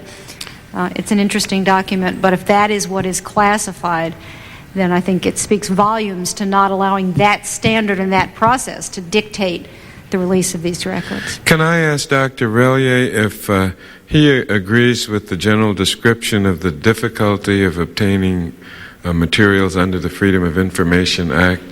Classified material, sir? Yes, sir. Yes, they are probably among the hardest to get. Dr. Parmit, have you had any experience with that particular statute? Sir, I've had a peculiar one, which I compare with the problem of facing individual auditors before the IRS. One BBC correspondent and I received at about the same time the precise document. The difference was rather interesting. His was virtually all blanked out. Mine was practically all available. So I had to share it with him. So what I found... What was the difference? I mean, why did that happen? It didn't seem to be terribly logical. It seemed to be fairly arbitrary. It seemed to be that the interpretation was made by the individual who handled the documents. So there was no good rationale. We had a good laugh about it, and I shared it with him. And ever since then, I've often wondered what it is I'm really receiving. What, Dr. Parmit, is your theory of the assassination of President John Kennedy? I've had to deal with this constantly, of course, and I still do hold to the Warren Commission in the absence of any better evidence. I must say that I will always indicate the possibility of something coming out from left field to give us something credible. But with each passing year, I'm more and more skeptical about that. Well, did not Oliver Stone's persuasive testimony reinforce the nagging doubts? No, it did not. The Oliver Stone film. His testimony. The testimony simply reinforced the fact that 454 must be passed. That was quite clear from the testimony. It would not change my view. It did not change my view because of certain things that have not been said, certain things that have eliminated both from the testimony and from the film, and certain things that were put in the film that were quite fallacious. Under a different circumstance, would you be able to critique in a separate paper for this committee those areas of difference that you had with the testimony presented by this very persuasive first witness? What's interesting, Congressman Conyers, is yes, I could, although I'm not an assassination expert per se. Even from my position, I could do that. I think that an expert could do that precisely, and I could be very, very specific here, but I know we don't have very much time. But there are a number of things. One very, very quick thing is that the film has Lee Harvey Oswald saying, "I was a patsy." In no place is there any credible evidence of his saying that. What we do know is he completely denied having been involved. And stating he was a patsy implicitly means that he was being used, that he was accessory to the crime. That was on film. That was one of the misleading things on film. It was only on the stone film. It was not on the footage of Lee Harvey Oswald. Now, what about Jim Garrison as he was? What about Jim Garrison as he was portrayed? It took on a rather heroic mode. As a matter of fact, he was described by Mr. Stone as a great American who was, in effect, vilified for 2 decades. Well, I can only go back to the fact that it took the jury about 55 minutes to throw out Garrison's case at the time. Well, I have not gone further into Garrison. But I would need more persuasive evidence. I think, Mr. Chairman, that's the very point. We can argue this forever. And what is extraordinarily difficult here is for someone like myself to trying to teach the past, if history has any kind of relevance, to buck what individuals can contrive. And they can continue to contrive that as long as the full information has been withheld. And that is the most essential reason why the time has long been overdue for some passage of something like Joint Resolution 454. Well, I appreciate that very much, but if you can't, as a historian and specialist in this area, help us shed more light on it, then who on earth can? We can't compete with film footage. For example, let's go back to what I just said about the patsy. How do I make that distinction with my classes or with anybody? We have many, many reports with many witnesses who transcribed, who made notes of Lee Harvey Oswald's statements. And nowhere did he acknowledge to that degree his complicity. The only place you'll find patsy is on a page in Mark Lane's book, in which Lane has him stating to some unidentified person, completely unsubstantiated, "I'm a patsy." If you accept that fact, then that is a complete misunderstanding of the position Lee Harvey Oswald took at the time he went to his death at the hands of Jack Ruby. Well, true or false, then you teach a course for 20 weeks, and your students go out and see a film for 3 hours, and there goes your course down the drain. Precisely. Well, then, to what extent is this widely acclaimed artistic venture inaccurate and doing a disservice to the American people? It does a disservice because all of our interpretations constitute a dialogue. That dialogue can only continue with additional information. If we have additional information, some other producer, let's say if we do it by the media of film, our prime media in our time, can then produce something that corrects the evidence, that can be a corrective. At this point, we can only rest on hypothesis, fantasy, and some outright deception. Well, let's see, suppose you produced the film and after you taught the course for 20 weeks, and then it was literally overtaken by a 3-hour film, and suppose you did a 3-hour film in which you would make a serious distinctions between the role of Jim Garrison, utterances that were supposedly made by Oswald? And what about the President Johnson's telephone call to the Dallas police? Do you have any? Can you support that as happened or not happened? No, I can't support that, and I can't support any particular interpretation, even if it happened, as to what President Johnson was trying to accomplish. I can imagine he was trying to accomplish a very simple thing. I think President Johnson was very eager, and it goes back to the time of the Warren Commission, to try to allay the apprehensions about the American public, within the American public, that there was a vast conspiracy. And that's what I think President Johnson was attempting to do, which is why he established a Blue Ribbon Commission under Chief Justice Warren. I think it was as simple as that.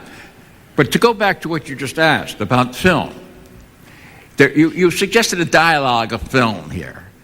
That's no different from what we've been doing in articles and books through the ages. Only now we have a different media. Right. It really is no different. You know, how are we going to finally come up with a determination of what is the proper role of Christopher Columbus, to take something that is current right now? It is the result of a dialogue, and in order to have that dialogue, we have to have evidence to work with. And if the government is going to withhold that evidence, then it cannot claim to be a free society and cannot claim to really honor education and the truth. Thank you so much, Mr. Horton. Thank you, Mr. Chairman. One of the things that bothers me a little bit is that, and I guess I probably should have asked this question, I don't think that Mr. Stone was trying to present a documentary. He was attempting to make a movie. He wanted to make money. And certainly he's not going to make any money with a movie that adopts the Warren Commission approach. So he picks the subjects that are controversial, and a movie's made, and it's well done. It's got a good actor who just won all Academy Awards himself the year before, and so there's a lot of appeal, and a lot of people that saw that movie were not alive even when these events occurred. So I don't have any problem with that. I just don't think we ought to think of it in terms of a documentary. Now, I applaud Mr. Stone for what he did. I think his movie is a good movie. I'm glad it was done. I think it brings to the forefront something that probably would not have been brought to the forefront before. And I'm very much interested in getting this material out. I think the quicker we get it out, the better it's going to be. One of the things I'm concerned about is and we discussed this earlier, and that is the so-called loopholes. Remember in talking with Lee Hamilton and Lou Stokes, members of Congress, I was concerned about what might be so-called private under the guise of privacy or under the guise of national security. And I think generally we feel on this panel, and certainly I feel, that it ought to be at a very minimum. But you missed, Dr. Rallier, you brought out something that does bother me a little bit, and that is that the Rockefeller Commission that was appointed by President Ford, all those records are apparently beyond our jurisdiction. They're now in possession of the National Archives, which operates the Ford Library. You said in your statement that records and papers retained by the Commission are now located at the Gerald R. Ford Presidential Library in Ann Arbor, Michigan. In a recent telephone conversation with an archivist at the Ford Library, I was advised that all of the Rockefeller Commission records are highly classified and, with the exception of the Kennedy assassination materials, are not processed archivally. Curiously, I was also told that they are not considered to be federal records. The point on that was, Mr. Horton, that they were considered to be presidential records when President Ford took them away at the end of his administration. He then deeded them back to the government. So they're back in... They're back in that facility, the Ford Library, which is operated by the National Archives, and so they're in federal So possession. they are then subject to this. Right. Well, the other one that I was a little bit worried about, and I'm glad to hear that and have that cleared up. The other one I was a little bit worried about is I'm informed that the autopsy records are in the custody of the Kennedy family. Do you have any knowledge of that? My understanding is that they were given to the archives, but under certain restrictions as to their availability. I think that was alluded to earlier by Mr. Wellens. They are deeded over to be sort of government property to the extent that they are preserved at the archives, and the who can see them is spelled out in the deed of gift. It's people who have a medical or some other type of very serious need to see them. So they're not generally available to the public.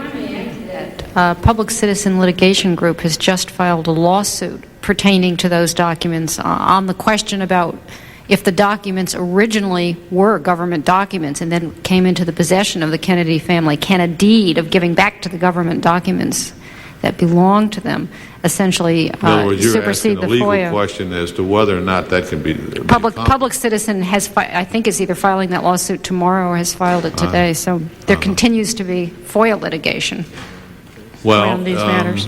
I guess what I'm asking you, Dr. Relier, is based on that deed, right, without determination by the court, based on that deed, then apparently those autopsy records would be not subject to our control. Well, first, they've been carved out in the legislation. They're not part of the definition of assassination materials. And secondly, they are otherwise selectively available for public inspection. Thank you, Mr. Chairman.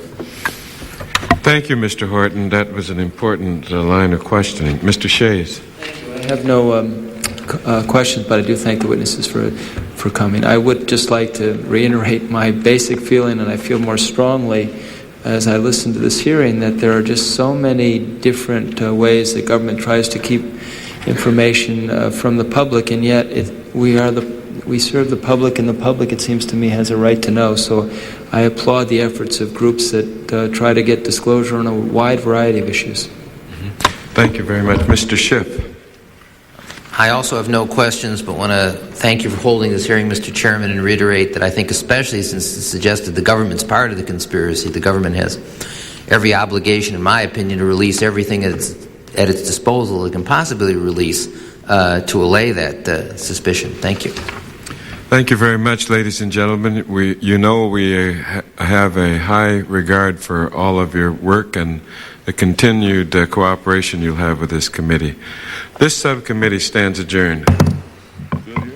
Yeah, it was. Thank you very much.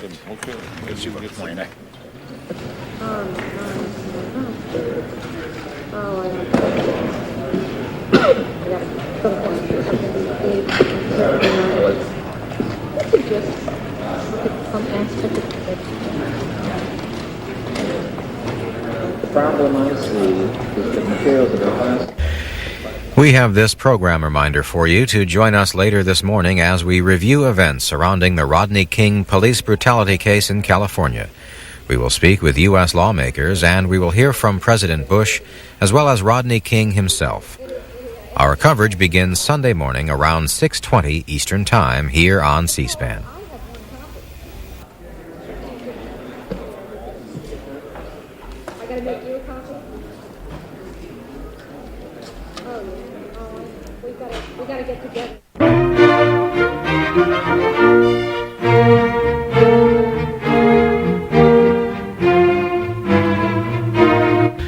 Just ahead on C-SPAN, Vice President Dan Quayle addresses